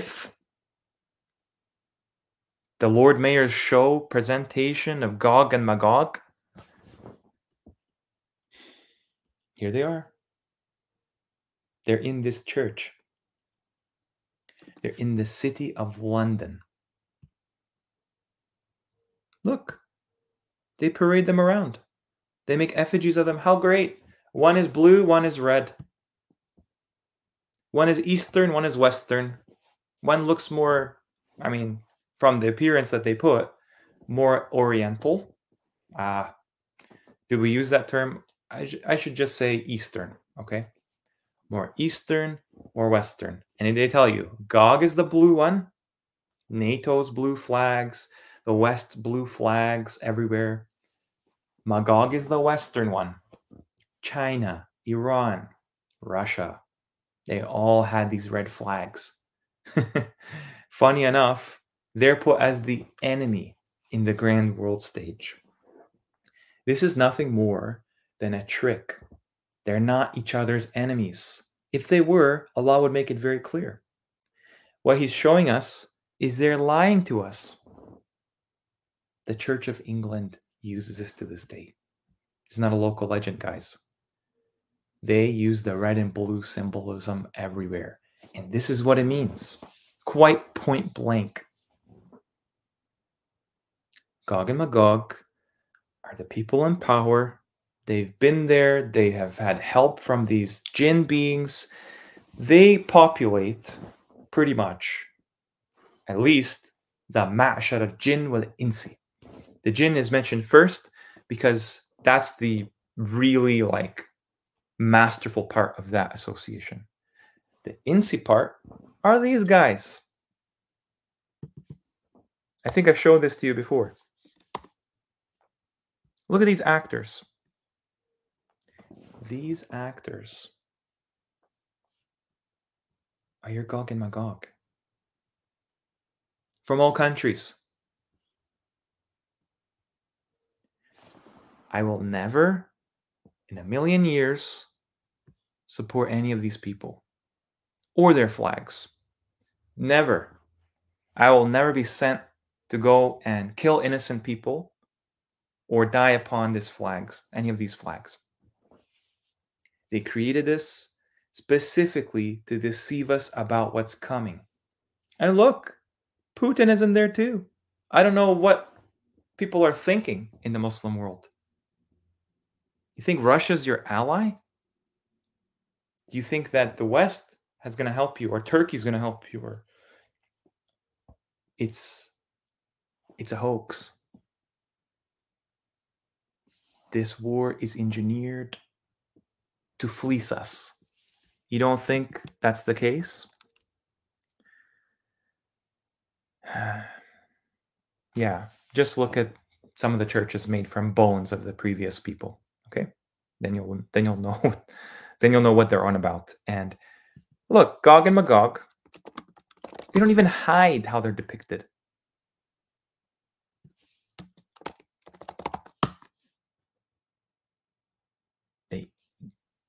They're cannibals. Like they're just like the. If you were to define corruption in the dictionaries, the first thing you should put in there is Ya'juj and Ma'juj. That's why Allah describes them as that's their trait. Okay.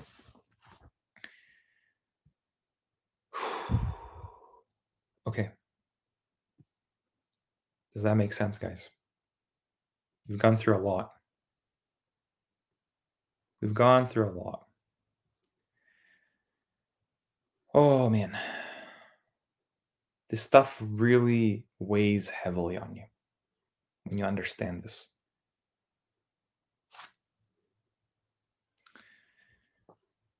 Salam to everybody in the chat.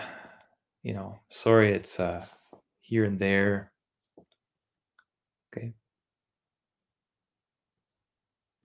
This is what they've done to us. They have hidden the biggest piece of the puzzle, our destiny. And I'm not even done yet. Thank you, Antigogo. I appreciate it. No, it's ummatakum. It's interesting, Marcus, you pointed out. Ummah is nation. Is mother. What is the mother of cities? Mecca. Mecca is the nation. Mekkanna. Who is the Ummi prophet? The Prophet Muhammad.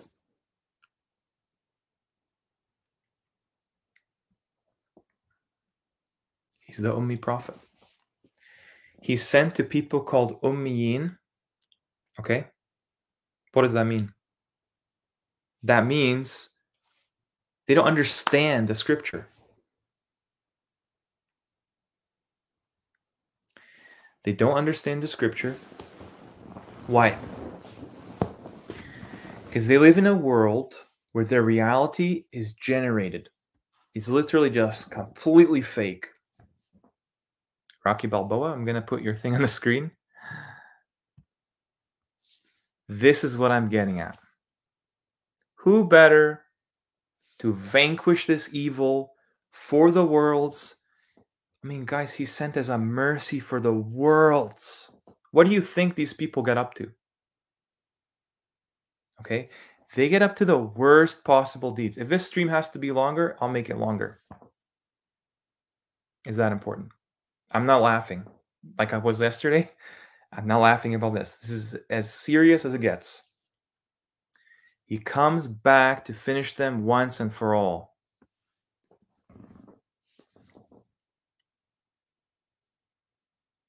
This aurora that we're seeing here, this eclipse, they understand these signs very well. Go to my channel. There's one short on my channel, and it shows you Disney understood before that the solar eclipse will be followed by basically a worldwide aurora borealis. They just changed it. As soon as I released my third part, I'm not saying it could be a coincidence, but I'm just saying they predicted it before it happened. And they put the two together. Solar eclipse, aurora borealis, 2024. They changed it in March. Solar eclipse happened in April. Aurora borealis happened in May. So who are the ummis? Very simple. Ummis are not illiterate people. Don't make that mistake. The prophet is not illiterate. He reads. End of story. The ummiyin are his people. It's the people he sent to help. Unlearned. Thank you, Chris. Let me show you a thing here. Unlearned. They don't have a context.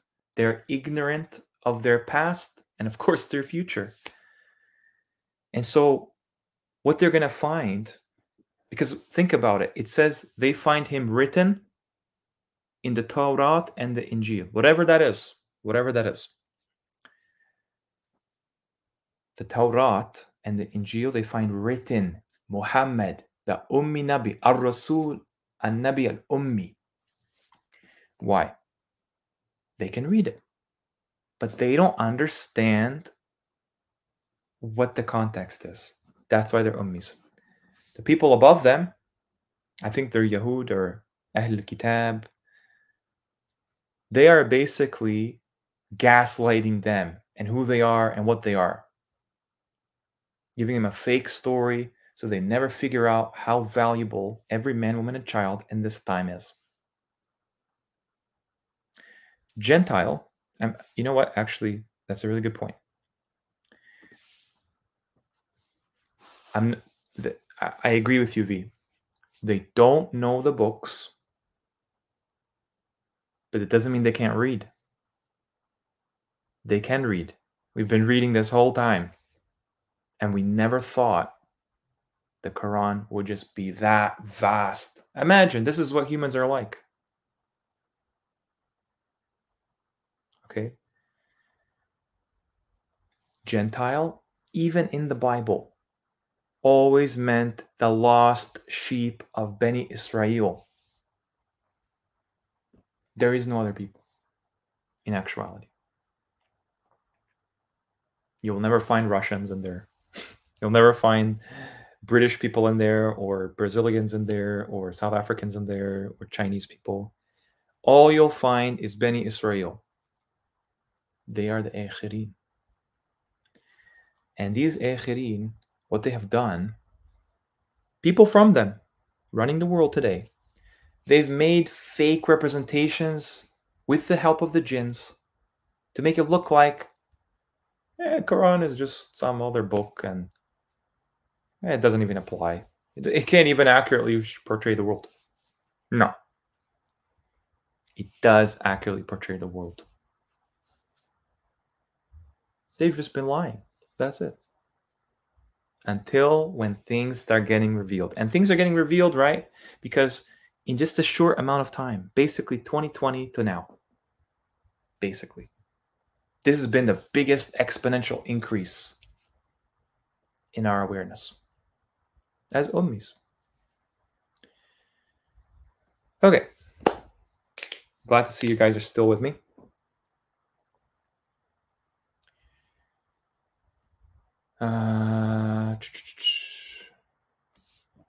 Just make sure I have everything.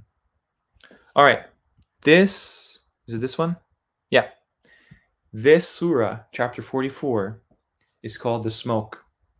Not sure what that means, but that's what it's called. Surah al-Dukhan. I'm going to show you this story in there, and you guys tell me what this means. And certainly we tried before them, people of Pharaoh, and came to them a Rasul, Kareem. Notice Kareem. This is either associated with the angel Jibreel or Prophet Muhammad. That's your first hint, okay? Of course, Musa is going to be called this because, as you're going to find out, the Prophet Musa is the prototype of the Prophet Muhammad's mission. That's why in this story, this is a messenger, a noble messenger sent to Pharaoh's people. It doesn't mention Musa's name whatsoever. We just assume it's Musa because we assume things about the Quran all the time. So he came to them and he says, "Deliver to me the servants of Allah. Indeed, I am to you a trustworthy messenger." If this one didn't give it away, this is one of the names of Mecca. This is one of the names of the Prophet Muhammad historically in the Quran. He sent to Pharaoh, a people of Pharaoh. Okay?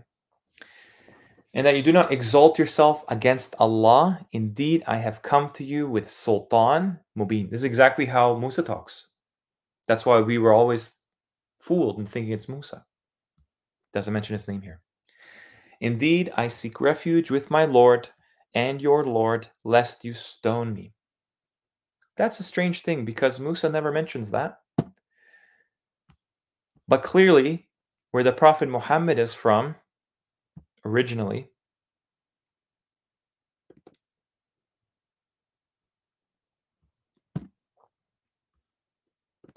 just like where Ibrahim is from, they threatened with this. And if you believe me, then leave me alone. So he called to his Lord that these people are criminals. Interesting how rajim and mujrim is related, stoning and criminals. So clearly there's more to the word itself, right? So Allah says, make the Isra, Asri. You could find this in another live stream I did as well. This is the odd one out. Fa Asri.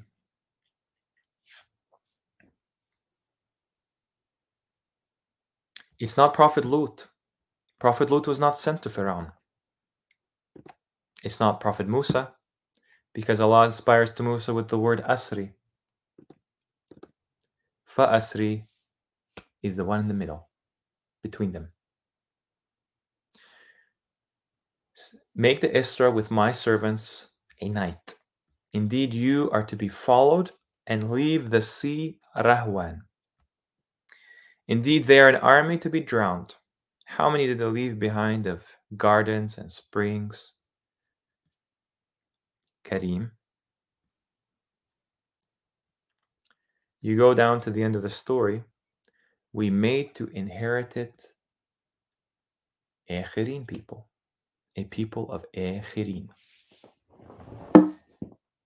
That's not another people.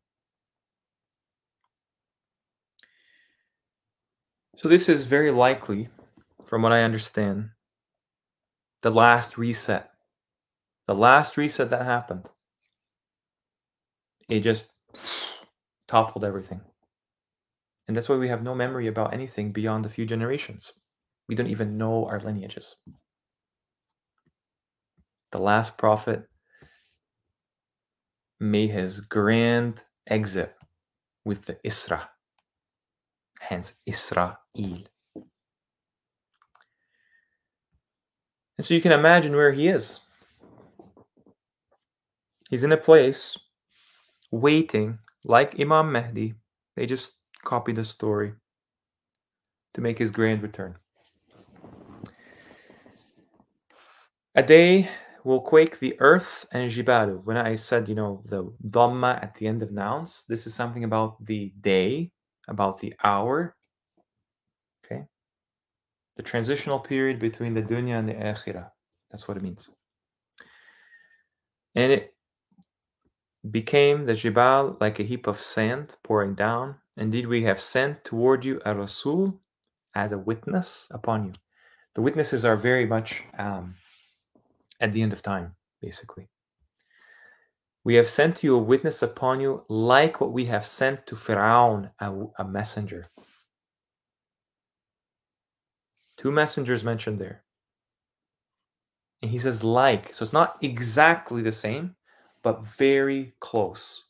Almost the same idea. Muhammad was sent like Musa. You ever wonder why Musa is the most mentioned person in the Quran? Now you know. East and West, Dhul Qarnayn. Musa, he was sent to Fir'aun in the West. And also a Samiri.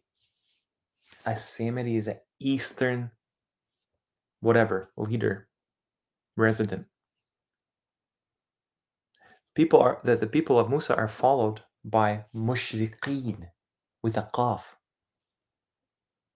People of the East. That's not Fir'aun. Fir'aun has an army. Everyone knows that very well. So these are the two hosts that for the Prophet Muhammad's time culminates in Ya'juj and Ma'juj, East and West, yet again. Okay. So disobeyed Fir'aun, Fir'aun disobeyed the messenger.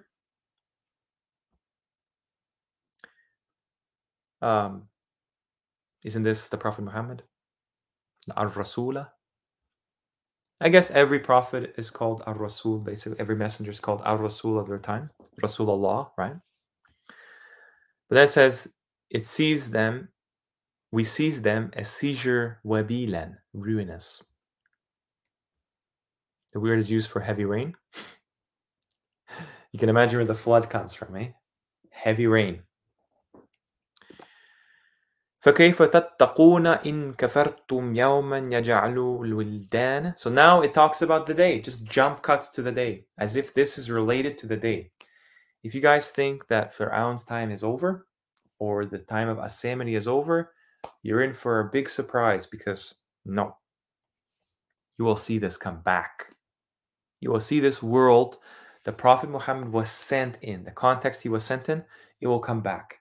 It will be the climax, the culmination, the fulfillment, just like the representation of all the former civilizations for Musa, Lut, everything in the future.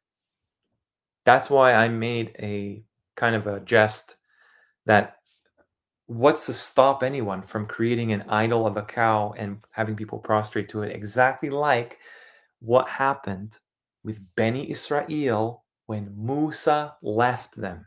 Musa, their messenger.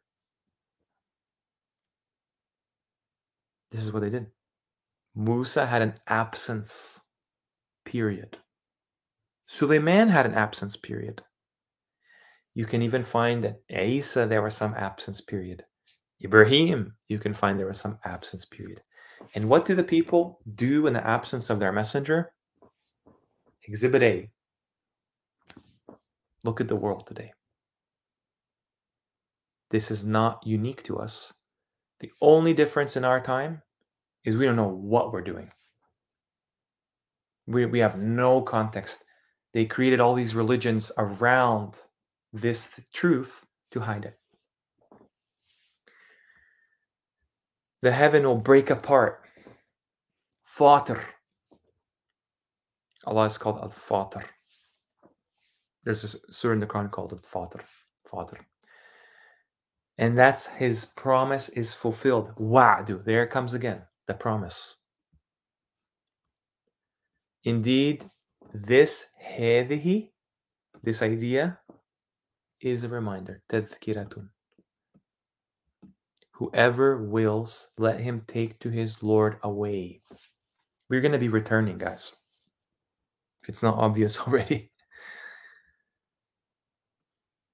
I mentioned this as well. Yasin, we discussed this, how basically the Prophet is the one giving us the green light for the Sirat al-Mustaqim as our destination. This is a place. Siratin Mustaqimin is not just an idea, it's a place. And we'll get into what it is. And he warns these people, their forefathers were not warned. So basically enough generations happened that existed without a prophet.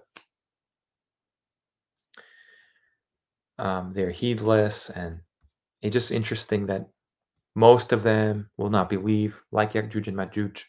Hell will be placed before them. All of this has to come true. All of it. You want to look to eschatology and hadith? We didn't even scratch the surface of the one in the Quran. Before them is a barrier, behind them a barrier. Dhul-Qarnayn goes to the people between two barriers. Muhammad goes to people between two barriers. I don't know, guys. It's a bit suspicious, isn't it? Then we have this. This chapter is all about the conquest of Mecca. Look, they put it as the victory. That is a nasr. Nasr is victory. This is conquest. Somewhat similar meaning, but it's different enough to give you the wrong impression. It's not a victory because that's a one-time thing. This is an ongoing expansion that we will see unfold before our eyes.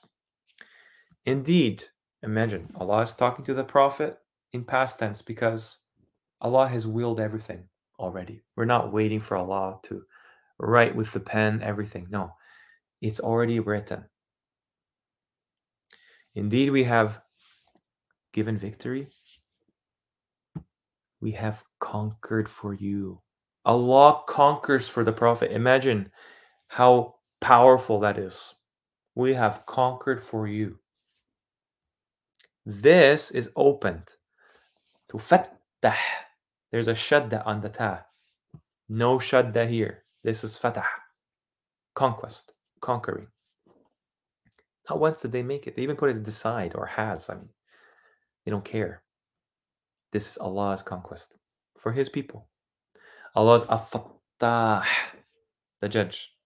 This doesn't mean judge. This means the opener. But because they've already used opener for the first surah, now they put judge. The opener.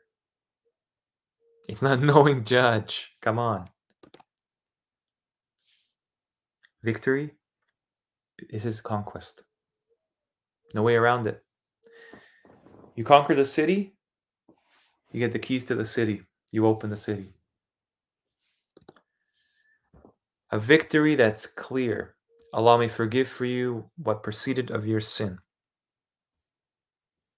or your crimes. We're not sure what that is. That's just mentioned. Maybe that's where they get the idea. When you go to Mecca, your sins are wiped clean because no one's been there yet. And that will happen for the people to be purified so they can enter the paradise.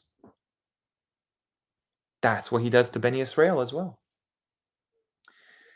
Complete his favor upon you. The people of favor throughout the Quran. Ni'matullah.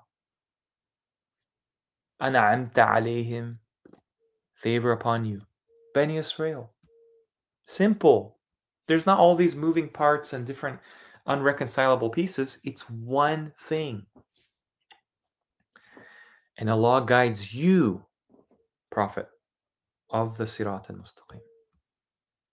Right after he talks about ni'mah. Amazing. The mirroring of the Quran. Allah may help you. Nasrallah. Remember, the people enter the religion in droves, enter the deen in crowds. When is that going to happen? Is that happening right now? Maybe, but it will clearly happen. It will be very evident in the future. He is the one who sent down the Sakina.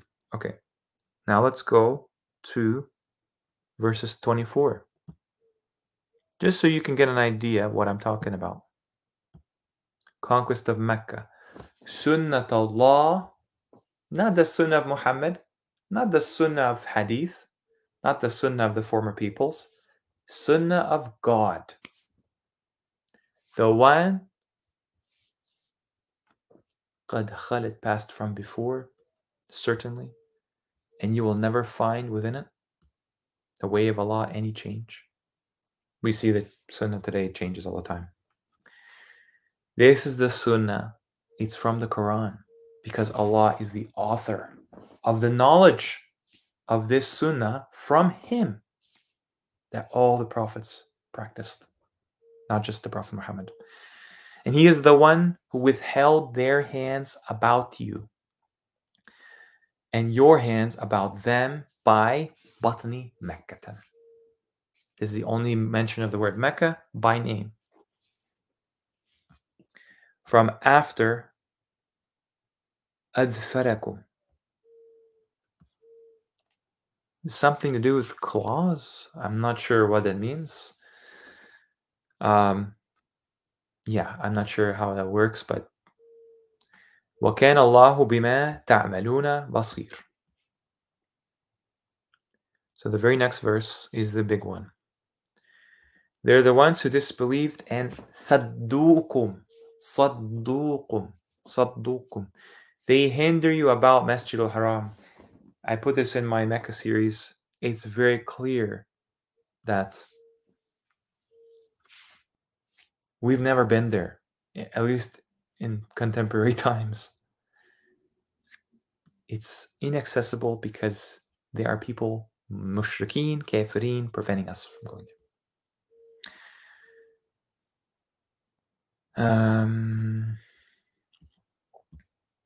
Yeah, that was the salient point there. And then 27. Let's go to 27. Certainly Allah has confirmed, certified, fulfilled the messenger's ru'ya, the ru'ya of his messenger, the vision. It's already set in stone. He saw it by the truth. Remember the day of the haqq? Al-wa'ad al-haqq, the promise of the truth. Surely you will enter. They will enter al-Masjid al-Haram. Insha'Allah. Amini. Whatever the shaving of heads means or the shortening, I'm not sure. It remains to be determined. I'm just going off the fact that this is in the future.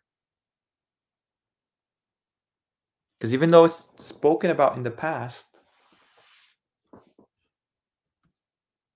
we haven't seen this. We haven't seen this happen. This verse still exists in our time, and we're under the impression Masjid al-Haram is accessible to anyone with a visa. No.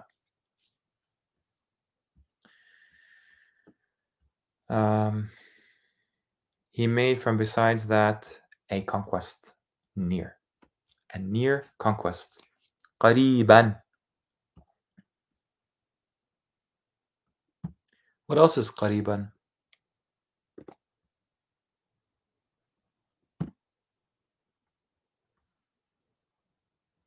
Yeah, you can look for yourself. This is to give. This is conquest, to conquer. This is the term that's related to Yajuj and Majuj. They put bitter and salty there because they're not sure what the difference between salt and salt is.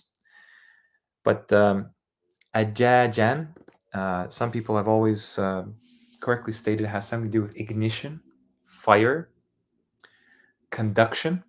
So when you see that the two C's, remember Sultan Mahmud, the archetype of Prophet Muhammad in secular history, Allah talks about the two C's, that he's the Khan of the two C's. One of them is salty and what? Ujajun. Ya'juj, Ma'juj. I propose this word has to do with conduction, because salty and bitter, no, that doesn't work. You can find other words for bitter in Arabic. Ajajun is related to fire. Fire is always seen as a technology, even in mythology, even today. And fire is basically enables electrical equipment, electronics. This is the world we live in today. I'm talking to you through a product of the civilization of Ya'juj and Ma'juj right now. The sea is conductive, the one that encompasses our world. This other one is something else. We haven't seen this sea. Okay? But this one, salty, milh, ujajun, conductive. I could be wrong there. I don't mind being corrected. And look, hijr, mahjura. That's how you know these seas are not just between our continents, because the whole sea around our continents is one sea, right? Is one sea. So that's the salty one. It's massive. Qarn is related to generations throughout the Quran. So the two generations, if you even take that definition, the bearer of the two generations, al-awwalin al-akhirin, there's going to be some kind of a big finale between these former peoples and these later peoples. The Prophet Muhammad, Dhul Qarnayn, is in the middle of all of that. Okay? I'm just flying through them. Indeed, we have given you the Kawthar. This is directed towards Prophet Muhammad. It's also directed to his followers because they're going to live out his life story in the coming future. He is a model for Bani Adam and Bani Israel. We have given you Al-Kawthar. They say that's a river in paradise. Maybe it is. Maybe it's the riches of paradise, the abundance. Yeah, they put a river in paradise. Hey, sure, why not? But clearly, it's related to quantity, right? Kathiran, akthar. You want to see the Prophet as this poor, impoverished person in Arabia in the desert? How about a person that has the wealth of the cities? These cities are not like our cities. We're not allowed to go there. And he commands respect in his time. And he will in the future. Not the respect that the Sunnis and Shias virtue signal about him. They respect a fraudulent Muhammad. I'm here to bring back the original. فَصَلِّ لِرَبِّكَ وَانْحَرْ. This is such a powerful surah. It's the shortest surah in the Quran, and to me, it's one of the most powerful ones. You know why? They say this means prayer to your Lord. Okay, fine.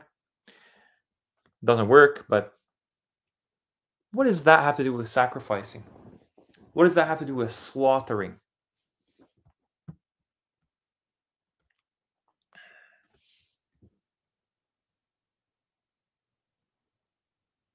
Indiana Genesis, that's a great question. So basically, let me show you on the screen.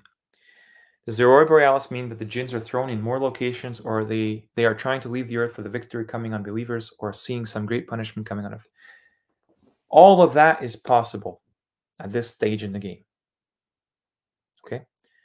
But do you know what the Aurora Borealis is actually called in the Quran? It is called, let me show you. Oh, let me just remove this first so people can see. Hope you're, I'm glad you guys are still sticking with me. It's like the longest stream so far, probably. The word for twilight is mentioned once in the Quran. And this is the same word for aurora. You can look it up. فَلَا أَقْسِمُ بِالشَّفَقِ. This is the aurora. This is so beautiful to me because these people who are cautious, they stand in awe of their Lord, they are named after this phenomenon, the mushfiqeen. Isn't that beautiful? The people at the end of time that stick to the very end, that shaitan does not swindle and take from the servants of Allah, they are described with the aurora. This aurora is a sign. And guess what they tell you? They tell you this thing is, oh no, it's made by Harp in Alaska, Al-Aqsa. Oh, sorry, not Al-Aqsa, I mean Alaska. Oops, didn't mean to give it away there. Harp created it. The elites created the solar eclipse, guys. It was a fake one. Rubbish. This is, you want to know why Allah keeps telling us? When the signs of the Lord are shown to the people, they say this is just passing magic. This is technology. No. Those are signs. They do it to this day. These people still deny these signs, and they want you to deny them with them. No. Look at these people. Shafaqa, by the way, is related to empathy. It's related to compassion. The very opposite force, pretty much, of corruption. Ashfaqna. Where was it? Yeah. Those who are mushfiqeen,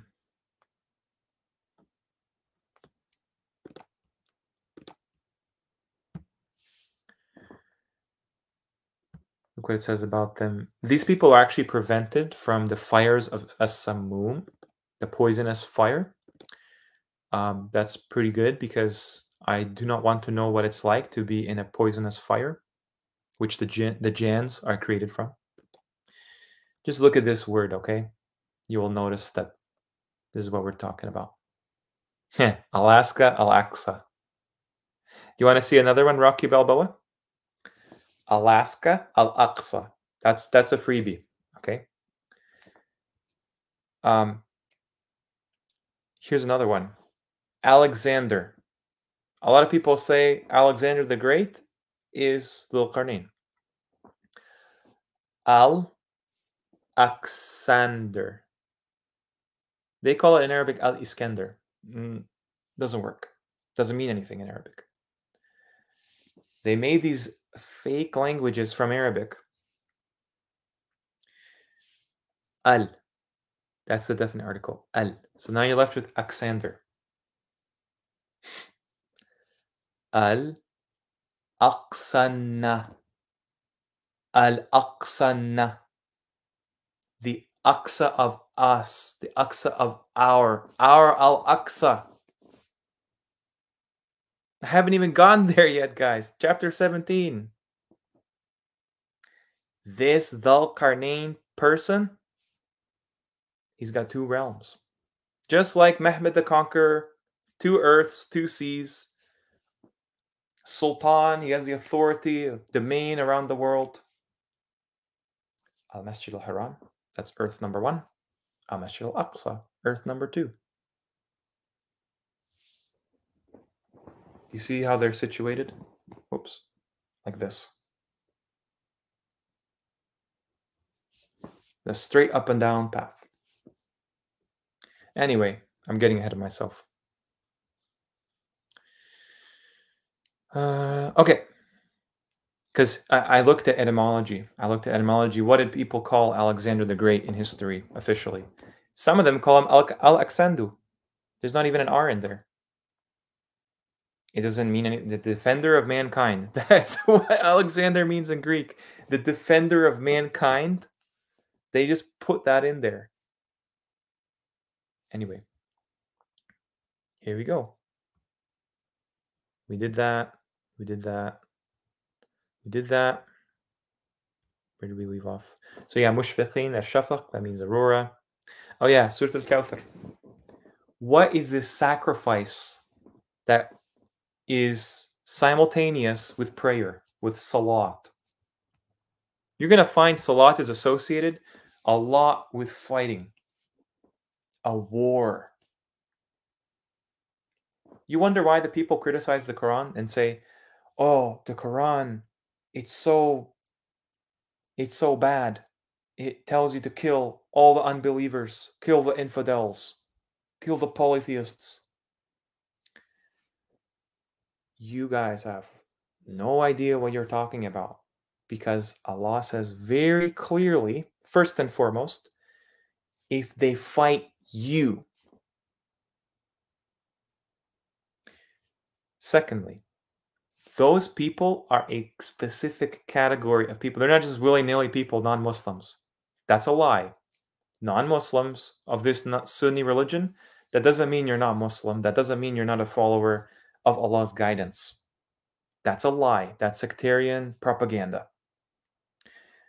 Al-Kafirun, Al-Mushrikeen, Al-Munafiqeen, Al-Zalimin, Al-Mufsideen, on and on, Al-Fasiqeen, goes on and on.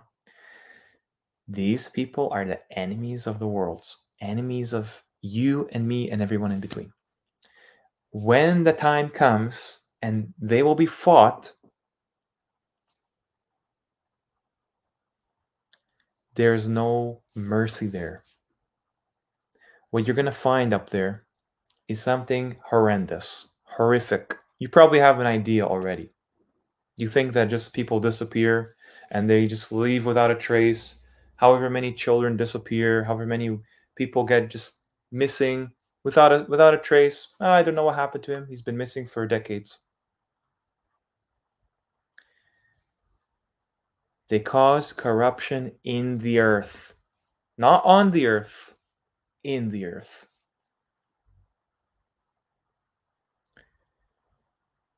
What you're going to find there is exactly what Fir'aun did in the past. There's probably a Fir'aun today. It's just a title. Maybe it's a person. Maybe, I don't know, but it will be proven, established for the entire duration of the dunya. He was killing the sons of Bani Israel, and he was making the women of Bani Israel shy. The two most vulnerable parties of the human race, women and children.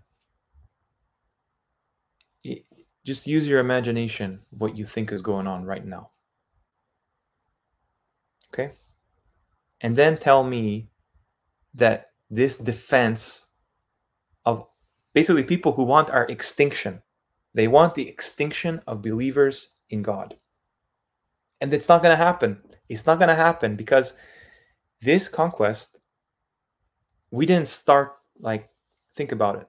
The Prophet was sent down in the context of a war. That's how the Quran was sent down in a war. Do you think I'm going to show you that war from Allah and His Messenger that just went and passed? It's not going to happen anymore. We have to be a little bit more sensible about things, take things a little bit more critically, analyze things. So when you talk about salli and slaughter,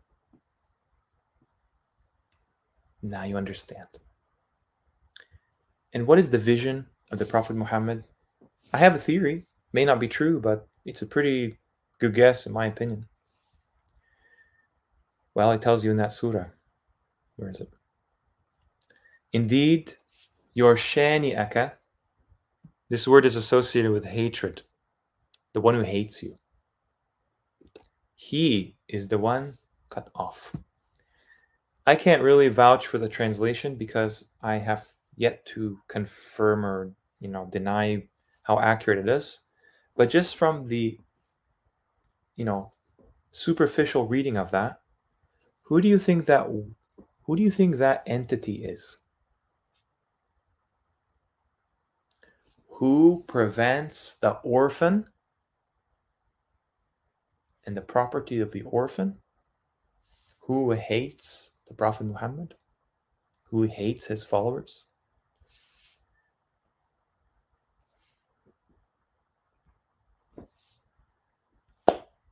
Marcus, thank you. The same entity, may Allah curse this wicked thing the day it crawled from the fire. Iblis.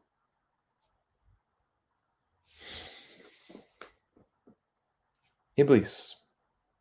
Iblis started the problem with Adam. Prophet Muhammad will give the conclusion to that problem. Cut the head off the snake, as it were. And he is a snake with a forked tongue. I mean, figuratively. I don't know what he looks like. Is that Abu Lahab? That's a good guess. Yeah, that's a good guess, actually. I'm more inclined to believe he's sitting of the straight path. He's sitting there. Santa Claus, his little minion elves. Just look up what elf is in Arabic in the Google Translate. They'll get jinn. I don't believe that, but that's what they call it. Al-Jinn are called elves. He sees you when you're sleeping. He knows when you're awake. Iblis sees you from where you do not see him. He's got his little minions in all of us. Minions to the devices. Minions in the idols people still worship. Quite pathetically, honestly. He will be worshipped. Unfortunately, it will include your family members, your cousins, your aunts, your uncles, your friends, your loved ones. They will fall. They expect the majority of humanity to fall for this major deception. Worshipping this alien. I call him an alien because he's alien to this world. I don't know anything about jinns in detail, but I would never treat the righteous jinns like I would treat this SOB.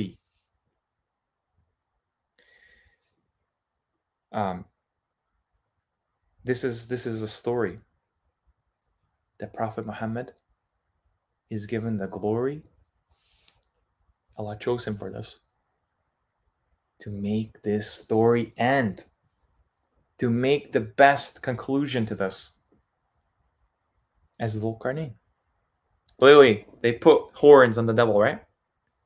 He possesses those horns. He takes off those horns. Bye-bye. Enjoy hell, Iblis.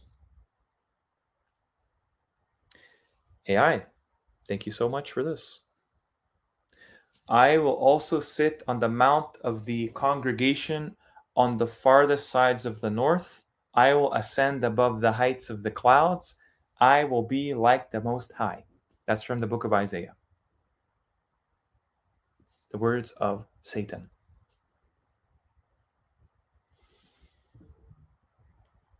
Guys, we're going on 3.5 hours.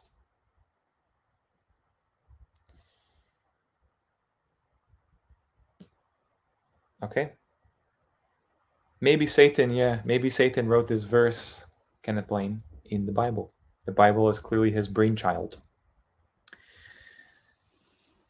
But the salient point is that has been our enemy the whole time. So when you get talking to Sunnis, to Christians, and all this stuff, they get a dumbed down version of that. Oh, when is the Dajjal coming, guys? When is the Dajjal coming? When is the Mahdi gonna kill the Dajjal? When is Masih gonna kill the Dajjal?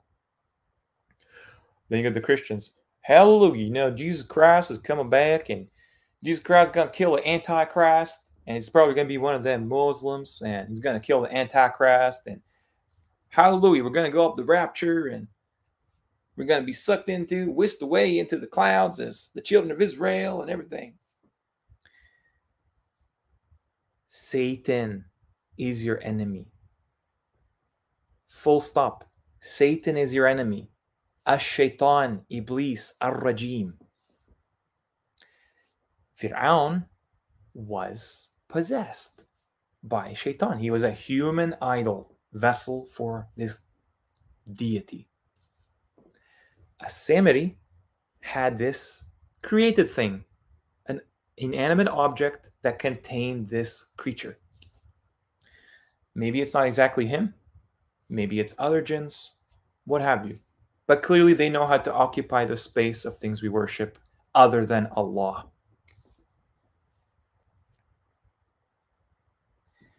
Mahdi. Who's from the Mahdi? The Mahdi is up there, guys. You think that cradle is just a little kind of baby cradle that Isa spoke from?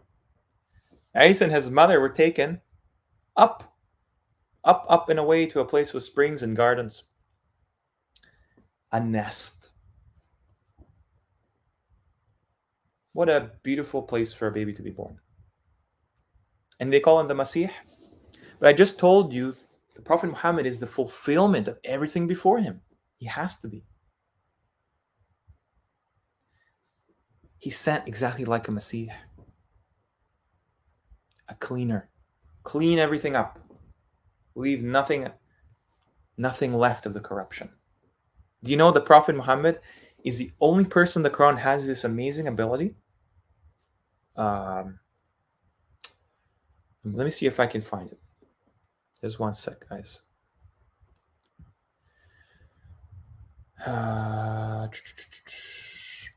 Oh, I know what to search for. Okay.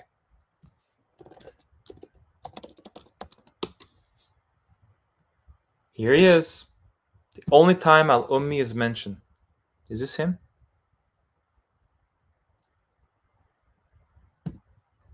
Seven 158. Hang on. This is the one, I think. Yeah. This is the one. The ones who follow the Rasul, the Nabi, the Ummi Nabi, they find him written around them in the Tawrat and the Injil. So they're not illiterate. They know how to read. They just don't know anything about what's being written. He commands them بالمعروف وينهاهم عن المنكر. This is the goal of Salat, to avoid munkar. ويحل لهم الطيبات ويحرم عليهم الخبائث.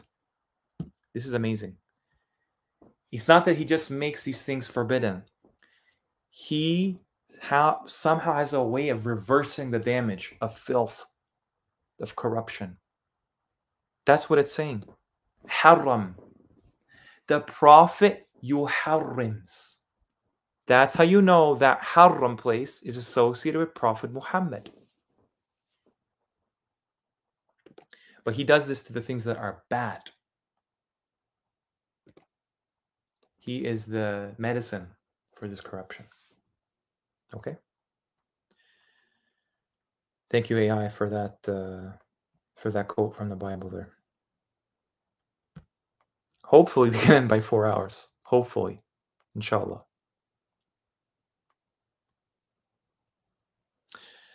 Yeah, Fir'aun is a very elevated name in the dunya. And when you look at it, the wife, yeah, so sorry, but you're correct. The wife of Fir'aun is the highest women. One of the 2 highest women. Everything comes in pairs. Abu Lahab's wife, or mate, I don't know. She gets a punishment with Abu Lahab. So that's not Fir'aun. Sorry, Dr. Hani Atchen. You may have said it's Fir'aun in the past. It's just obviously not. We love the high status woman with Maryam, known as Fir'aun's wife. Yeah, absolutely, Marcus, you're correct. Fir'aun is not this, like, hairless Egyptian ruler in the desert of Egypt today that they couldn't grow a beard and put, coal around his eyes. He's a formidable ruler, really like a tyrant you just love to hate. That's how he's portrayed in the. He's an ultimate villain from the humans.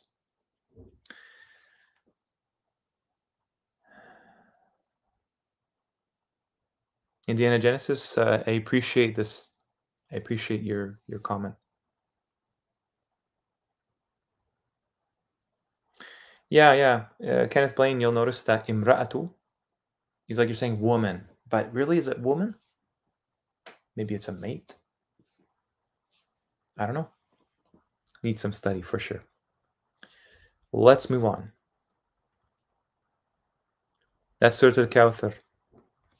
Okay, now we're going to talk about the Prophet Muhammad. Yeah. How the Quran talks about him. This is chapter 2, verse 278 to 279. O you who are the ones who believed, be conscious of Allah. Give up what remained of the riba, the usury, if you are believers. So, if you do not, then be informed of a war from Allah and His Rasul. And if you repent, then for you, ru'us of amwalikum, your wealth. They put capital there, but it's just wealth, riches. The head of your wealth. Do not do wrong, and you will not be wronged. Pretty understand. But the salient point is, where is this war? Where is this war? It's not just Allah's war, it's Him and His Messenger. Handiyadus in the Quran is a reality. Allah and His Messenger, they go hand in hand. They have the same war. That's why He created the Messenger, to facilitate His will. Not hadith. Not wars of attrition, not wars of the Arabian Peninsula. The war. And this is seen in obey God and obey the Messenger. Every time you see this, what are we supposed to do? They criticize Quranists. Oh, you guys don't even obey the Messenger. Come on, guys. You have to follow the hadith. Authenticated by Sheikh Nasruddin al-Albani, rahimahullah. Really? No. You will obey the Messenger. You will obey the Messenger just like you obey Allah. The beauty of the Quran follower, the absolute honor and privilege it is to follow this book at this time, is now that truth is coming out with His permission. We understand very well what we expect to see in the future. So when Sunni tells you obey Allah and obey the Messenger, exactly, Chris. So if you obey Allah, you obviously obey the Messenger. If you obey the Messenger, obviously you obey Allah. They go together. That's why He's called the Messenger. You will never see obey the Prophet. It's obey the Messenger, the transmitter of, the disseminator of the Risala, the Quran. If He's coming back, just like Musa came back to his people angry and grieved because of what they did in His absence, we will definitely obey Him. He'll definitely obey Him. Whatever you say.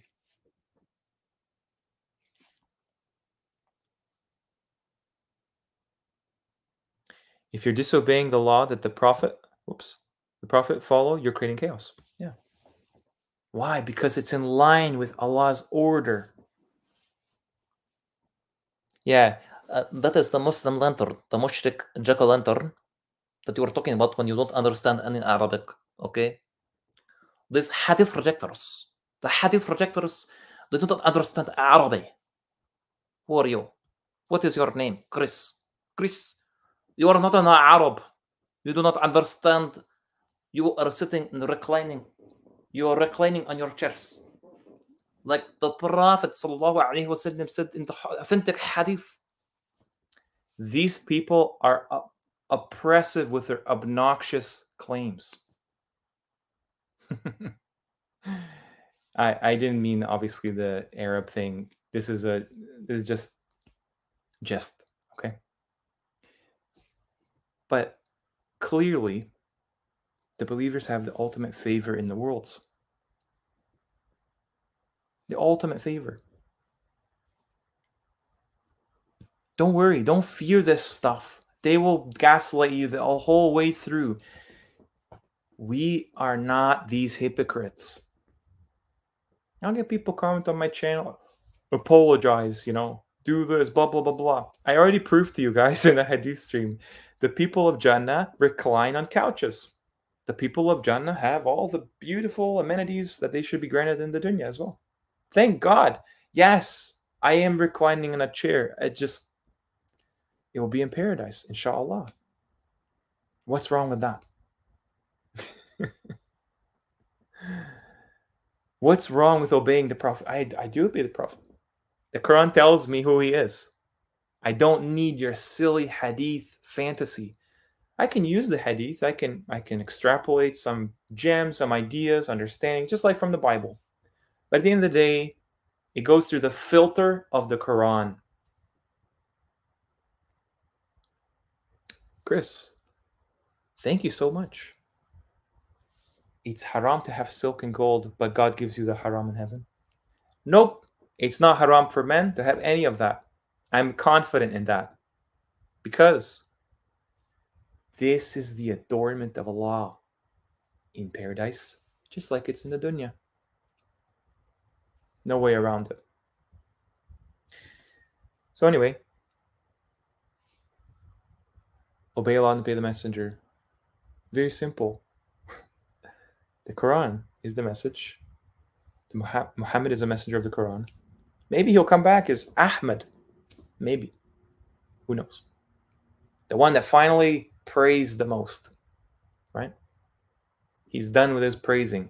He attacked the center, Salat al-Wusta, and he got everything free, deliberated. It's like that scene in Game of Thrones where they kill the Night King, the chief devil, right?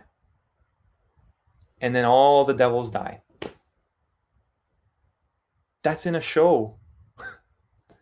In the north. In the north, wintry, frosty land where you make tayammum with this slippery plain. Thank you, Kenneth Blaine. They want to reserve this for the elite.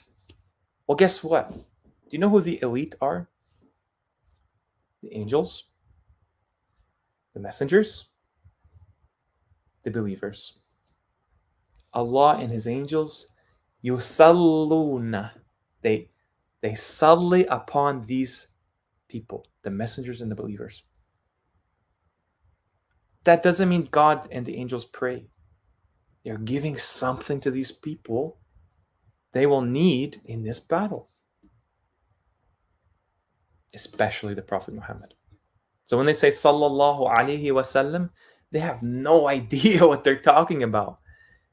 Astaghfirullah, they believe Salat is prayer and they say this all the time. This is why I avoid this term, because I don't even understand what Salat is. I have a good idea, but until I know for sure, obviously it can only be good. But because everything comes from God, it's good. That's it, Soaring Bird, yeah.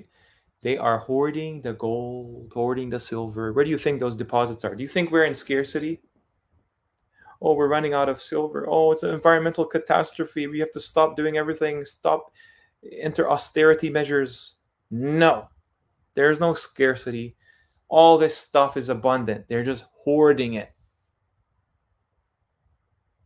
Thank you, AI. I mentioned this earlier in the stream. Badr reinforced the 3,000 angels. Mushrik Jack-o'-lantern, aka Muslim Lantern, aka Muhammad Ali, made the point, well, how can there not be another revelation? The Prophet was talking about the angels coming down and helping the Prophet. Oh, what do we get this in? We get this in Hadith. No. We get this in the Quran. Because the Battle of Badr was not in the Arabian Peninsula, and as sure as day is not just in the past. It's coming. 300 is a very important number in the Quran as well, yeah. So I'm glad you brought that up.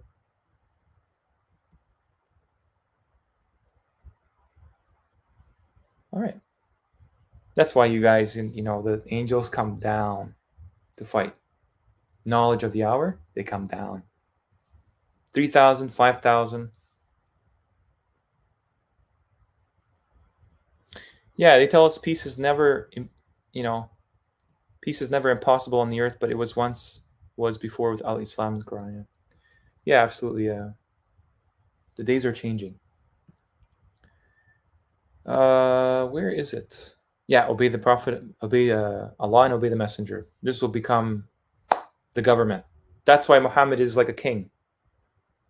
He's like the promised king. The Jews are all waiting for a king. Beni Israel are waiting for a king. That's who it is.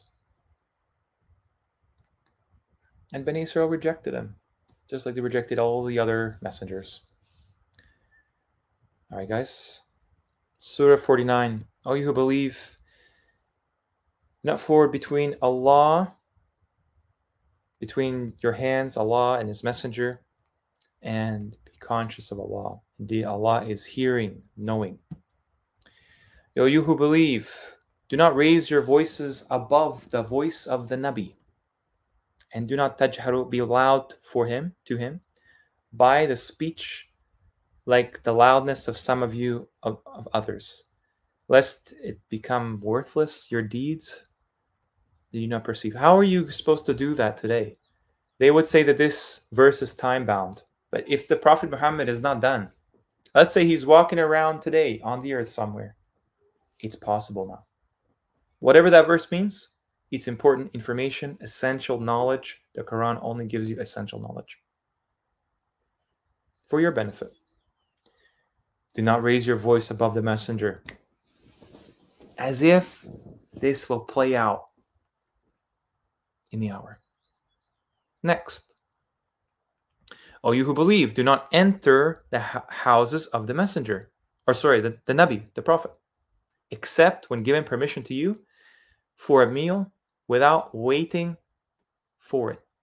It's preparation. Take the translations with a grain of salt. Just get the general idea. When you're invited, إذا, okay? When you're invited, enter. And when you've eaten, disperse. And do not seek to remain for hadith, the people that created the problem in the first place. Indeed, that was something troubling the Prophet, and so he was shy from you. And Allah is not shy from the truth. Here it is. سألتموهن, ask them for anything, ask them behind a hijab. This hijab is not a article of clothing, okay? That is pure for you, for your hearts and their hearts. Okay. Right there, entering the houses of the Prophet until he invites you. So he is clearly present. This is a command, guys. Ya ayyuha alladhina amanu. This is not stuck in the past. It's a command for people right now. Maybe some time will pass. Who knows when these events will coincide? But clearly, this knowledge did not come now or prior or whenever randomly. If I'm tasked with disseminating it, so be it. Many people who understand the Quran to be the truth, let them confirm for themselves. They will say, in the future, they will say, سَنُقْرِئُكَ فَلَا تَنْسَى, we will make you read and you won't forget. سَيَقُولُ, they will say, the foolish of them, from الناس, what has turned them about their qibla, the one they used to be upon? Say, for Allah is the mashriq wal maghrib. I mentioned this in the Mecca series. Everybody has a qibla today, either towards the east or towards the west, depending where you live in the world, because they think it's Mecca and Saudi Arabia.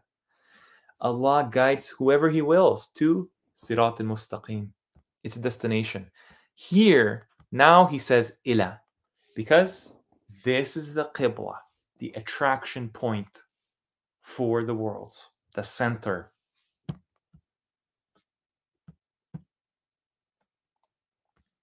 What does it say right after, guys? And thus we made you a nation, central nation. That is your qibla. If you believe it's prayer or whatever, it's irrelevant. That word is in the Quran. That is neither east nor west. It's in the center. That is our nation, our homeland, our destiny, our past. It's out there. So you will be witnesses upon mankind. Doesn't this sound like the day of judgment? That's where it will happen. After the hour is done, Gog and Magog are conquered. Thank God. Good riddance, Gog and Magog. And funny enough, the people like Imran Hussein are their little minions, whether they know it or not. Sorry, but that's observable. And you will be the Rasul upon you all, a shaheed. Just like in a courtroom, the Yawm ad-Din. We have not made the qibla that you used to be upon, except to make evident whoever follows the messenger, whoever turns their back upon their heels, turns on their heels. Remember, I showed you that if you were to die, O Prophet, would you then turn your heels? If you were to die or were killed, will you turn on your heels? That's what the Sunnis have done. They've turned on their heels. They said, to the Quran. They've made this qibla towards this new colonial Mecca. And maybe if the Russian bots and agents get their way, the Eastern bots get their way, they'll make it in Russia, like in Kazan. I've already talked about that in another live stream. Doesn't matter. They're both fake. Sorry, they're both fake. Can only be in one place and one place alone. And this is the key to know who follows the messenger, who obeys the messenger. We will literally follow him there, guys. We will literally follow. Who do you think is going to lead us there? If that's the place we're supposed to return to. The lost tribes of Bani Israel, the lost peoples, the lost sheeps. That's your Qibla. Whatever you understand Qibla to mean, that's what it is.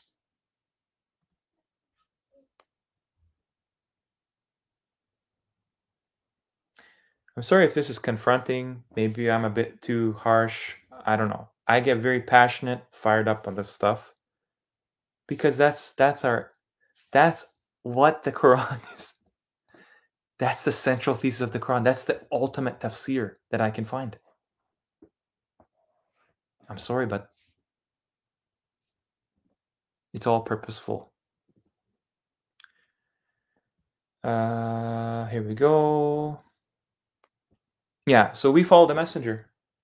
We know the real Qibla. It can only be in that place, the center of the world, the Sirat Mustaqim. The Prophet guides us there. I'll show you evidence of that. Next.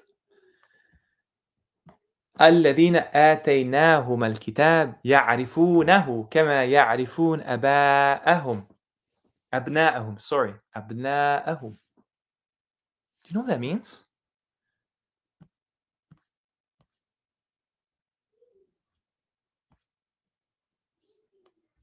That means we will know who he is. Those to whom we have given them the kitab recognize him. They put him in there, not it. Maybe it works for the kitab as well, because our fitra knows this came down on the messenger to disseminate. So the Quran is supposed to remind you of the kind of person the Prophet Muhammad is. Does that make sense? And if he's coming back, exactly as the kitab alludes to, like it's almost like talking about it the whole time. You will recognize him. They recognize him like what recognize their sons.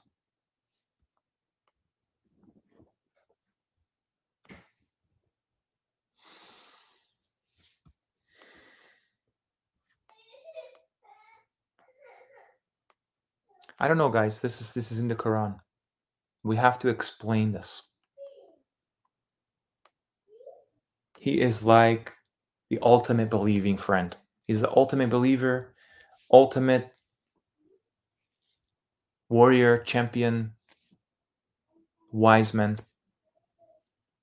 And he's like our family. That's the connotation. Ahl al-Kitab, family of the book. The messengers are one family. And do not say to the ones that are slain, killed, in sabilillah amwatun. Bala. Ahya'un. They're alive. Walakin. You do not perceive it. This tells you they are somewhere. Those killed in Allah's way. That could happen today as well. Clearly, Allah is so merciful. He understands, He takes into account everything, and everybody has a unique role in this story. So there is a place in the dunya where we can't perceive it. We just can't perceive this. Where these people are alive. This doesn't mean we call upon them and ask them for help. This means they are somewhere in the hayat al-dunya, living hayat, ready, waiting. Indeed, we are waiting, says the Prophet. Indeed, we are the ones who wait. Waiting for what? And what struck you on day of the taqal jama'an, by the permission of Allah. So He might make evident the believers.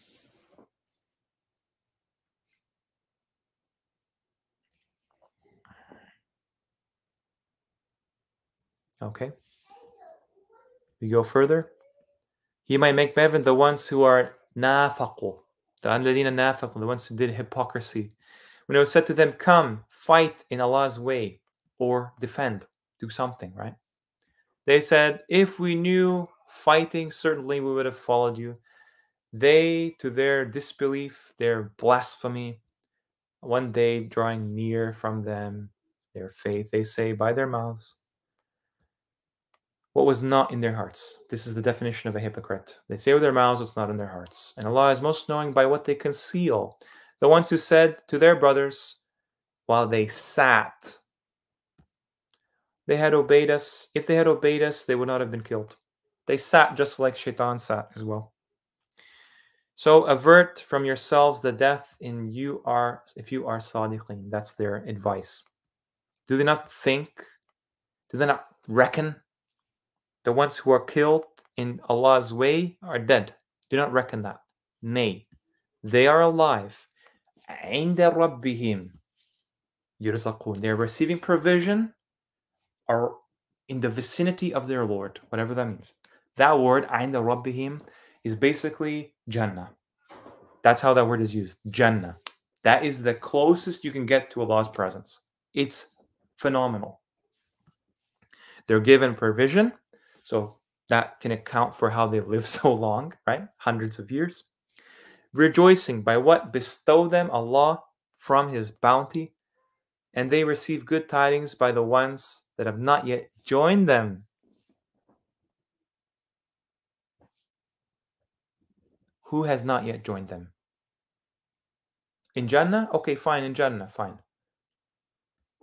But I just showed the meeting. The joining was for that war of the two hosts, the two hosts, right? From those who are khalfihim, not left behind, succeeding them. That's us. Clearly.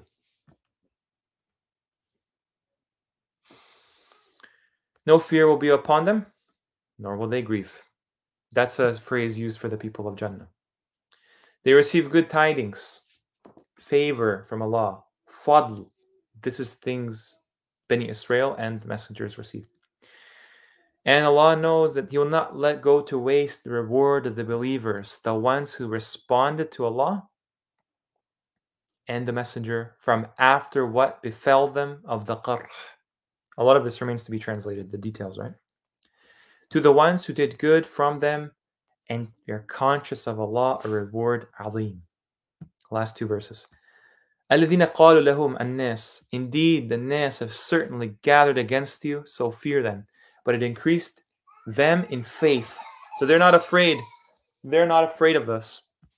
They said, Hasbunallahu wa ni'mal wakil.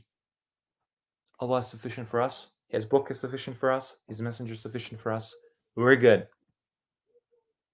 فَانْقَلَبُوا. And they returned with the favor, ni'mata min Allahi, like Bani Israel, and His fadl, did not touch them any evil whatsoever. They followed Ridwan Allahi, and Allah is Dhul Fadlin Azim. Beautiful.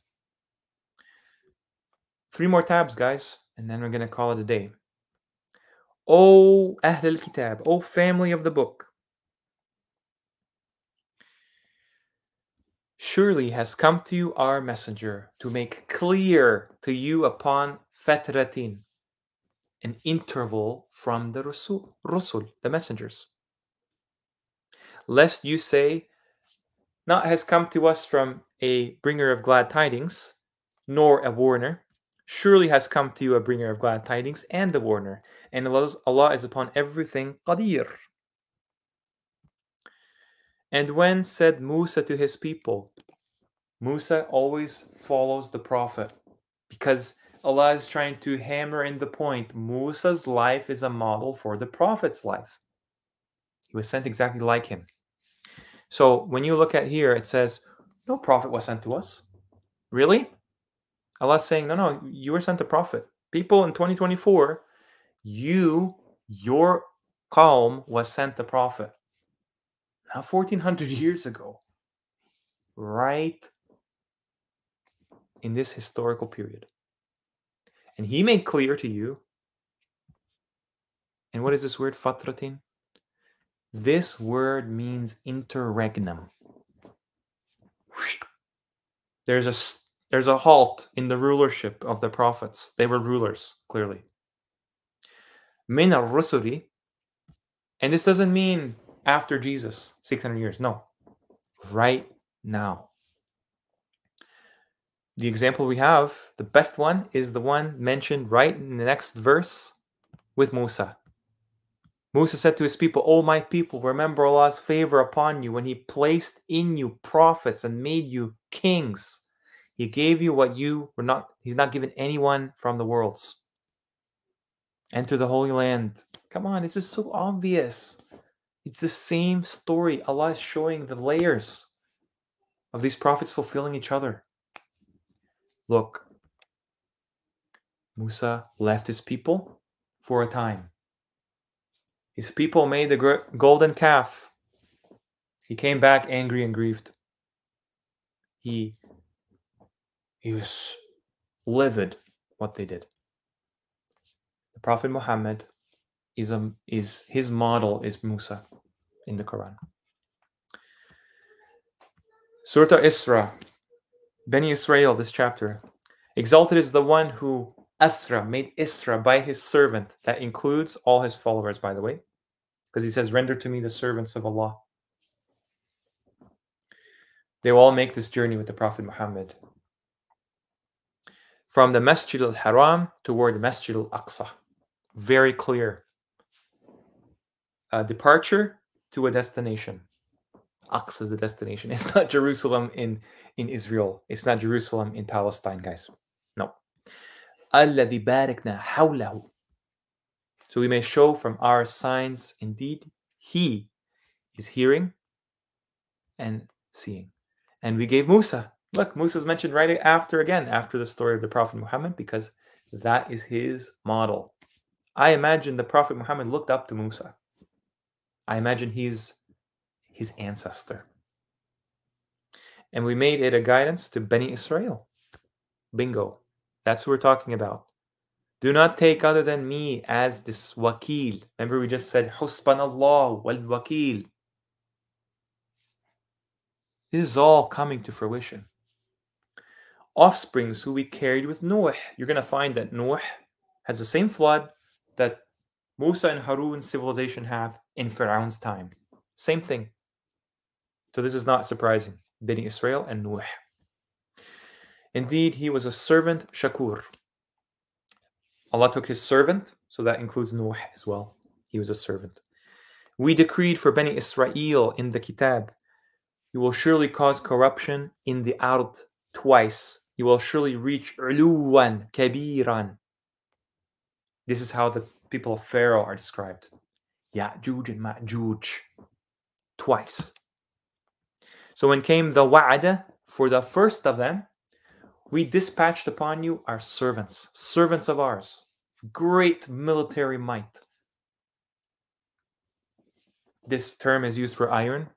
Dawood molds and shapes and knows how to work with iron. Clearly, he kicked out somebody that was corrupting the earth. Okay? So they entered into the innermost part of the diyar, and it was a promise, maf'ulan.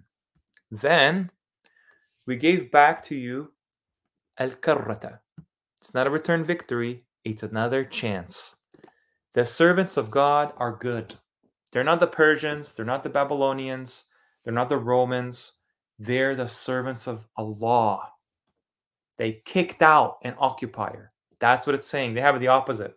They have it that poor Bani Israel, poor Jews, were just kicked out. We're victims. No. These people were sent by God to kick them out.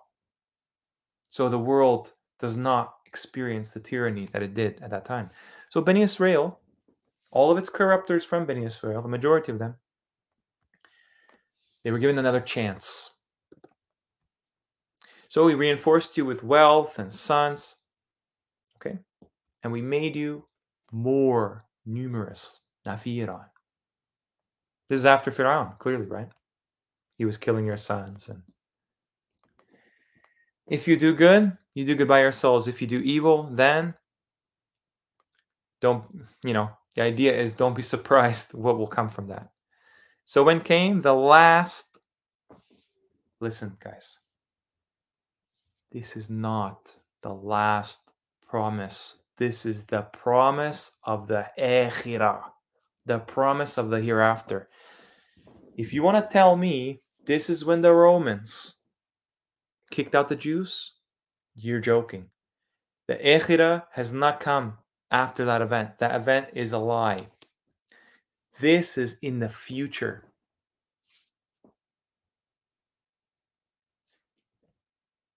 Okay? To sadden your faces and to enter the masjid, like what they have entered it the first time. The Prophet Muhammad is repeating Musa's campaign. It's just pending. As they entered the first time, to destroy what they had conquered. Alaw, what does that mean? Alaw.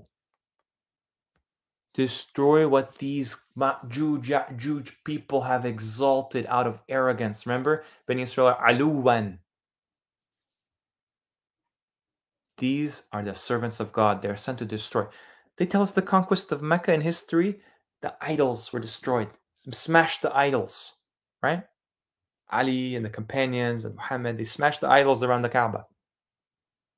This is in the future, guys. They will obliterate those idols. And inshallah, we'll join them. Those who have not yet joined them. It may be that your Lord may have mercy on you, but if you return, we will return. We have made Jahannam for the kafirin a hasir. And one final thing, guys, if that doesn't hammer in the point, let me show you some verses about the sirat al-mustaqim, which is in that area. 48:20. Allah has promised you much spoils of war that you will take, and has hastened for you this and withheld the hands of people from you, that it may be a sign for the believers. He may guide you of the straight path. That's talking about the Prophet's conquest, straight path. That's where they're guided. Simple. 42:52. We revealed to you an inspiration of our command. You did not know what is the book or faith, but we have made it a light by which we guide whom we will of our servants, just like those servants entered in the masjid. And indeed, you guide to a straight path. Innaka, not plural, singular. You guide towards Sirat al-Mustaqim. We will follow the Prophet to Sirat al-Mustaqim, inshallah. Verse 53. Let's see. Yep. Sirat Allahi alladhi lahu ma fi samawati wa ma fi ardi. It's Allah's sirat.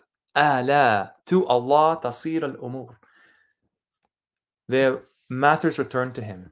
The destination. Where do you think the destination is? The final return. Okay? We're going to end the stream after this, guys. I'm so hungry. 2371. I'll show you guys. But if they followed the truth, their desires surely would have corrupted. Where is it? Would have followed the samawati and the ard and whoever is in them. Nay, we have brought them a dhikr, by their dhikr. So they, about their dhikr, are turning away. Mu'aridun. Or, exclusive or, do you ask of them a kharjan? But kharaju rabbika khayrun. Wa huwa khayrul raziqin. He is the best of providers. And indeed, indeed, you call them to Sirat al-Mustaqim. You, Nabi Muhammad, who they argue about Kharjan. Kharjan is argued about with Dhal Qarnain. Couple more. 1943. Here we go. Just hammer one over there. Who is talking here, guys? Oh, my father, indeed there has come to me of knowledge that which has not come to you, so follow me. I will guide you to an even path. This is Ibrahim. He's telling his father, follow me. Ibrahim was the prophet, the Rasul of his time, that he pioneered Millat Ibrahim by sending them to Sirat al-Mustaqim. Just want to show you that the prophet is nothing unique in this regard. 16:121. The way. Grateful for his favors. Who was this? Ibrahim. Allah chose him and guided him to Sirat al-Mustaqim. It's a place. We are fulfilling that. The Prophet is fulfilling the function of Ibrahim alayhi salam. Alayhum salam. To all the prophets and messengers and the believers. 1541. Allah said, this is a path upon me, straight. This means this is a sirat, he straightens. It is incumbent upon Allah to straighten this path, so they make this voyage, his servants. Notice you don't need many square brackets when you just read the Quran as it is. Allah invites to Dar as-Salam. Dar as-Salam, Jar as-Salam, Jerusalem. Maybe Jerusalem is at the receiving end of the straight path, this bridge. Not in Palestine, not in Israel. It's the farthest mosque, the farthest masjid. Allah invites toward Dar es-Salam, and He guides whom He wills towards Sirat al-Mustaqim. They go hand in hand. Last one, guys. Thank you for sticking around so long. I know this is a monster of a stream.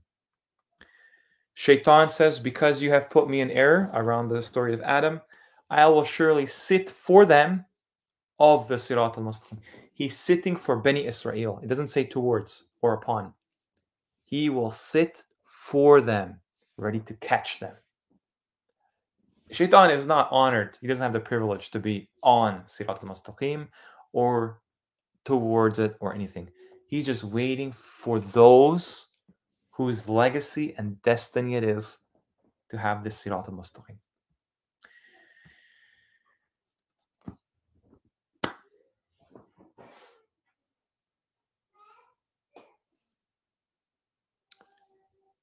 Message to all the detractors. Is this all a coincidence? Can you sit down and watch 4 hours and then come back to me and say you're wrong? Kenneth Blaine, we're all doing salat unknowingly. Yeah, it is a metaphor, but it's also true. It's also real. We just don't see it. It's unseen. That's it. It's just hidden from our senses. That is the test. Anas, we're going to talk about Salat another time. This is a good place to end, clearly. Rakib, oh yeah, so I pray before, pray. Call upon Allah. Nobody is preventing you from praying. As long as it's towards Allah, as long as you feel that it improves your life, this is comprised. This definition of salat comprises something like prayer. No problem. Ihdina sirat al-mustaqim, guys. Ihdina, guide us. Who are we? Do you guys want to know who we are? If you believe in the last day, if you believe in Allah, if you believe in the messengers, if you believe in the books, if you believe in the angels, you are of the straight path.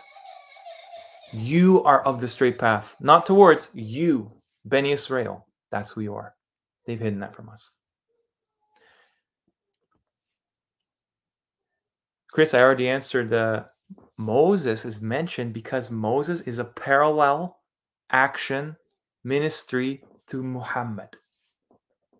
We sent the Rasul as we sent a Rasul to Fir'aun 2 times in the same ayah. Muhammad is sent like Musa. He means business. How can we join them when the time comes? How should we position ourselves in this day? It's not about where you are.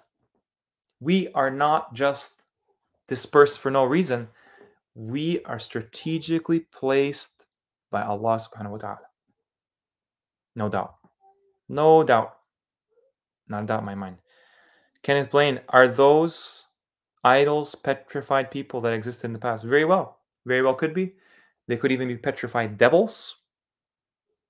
Who knows? Now you see why they made sure to call Mecca Petra. That's not Mecca. Never was.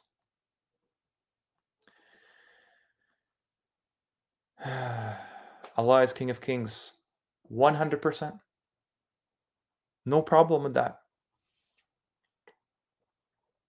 We need a leadership. The Ummah is divided, scattered, exactly like Bani Israel in every scripture. Superstream. Yep. Yeah. Glad you liked the Rocky Balboa. Thank you so much, guys. This was a lot to get off my chest. And inshallah, it benefits you as it does for me. Don't ever fear one bit whatever the future holds. This is your reassurance. This book. If you believe in this book, they can't take anything away from you. Nothing. You only get stronger from this book. This is Salat. Salat is a strengthening process, basically. Be as authentic as you want in Allah's way. He will give you the ultimate reward. He loves you. He loves His servants. He chose them. He didn't choose these elites and their stupid Kabbalah. That can go to hell as far as I'm concerned. Kabbalah is nonsense. I will shout that from the mountaintops. We have the Qur'an.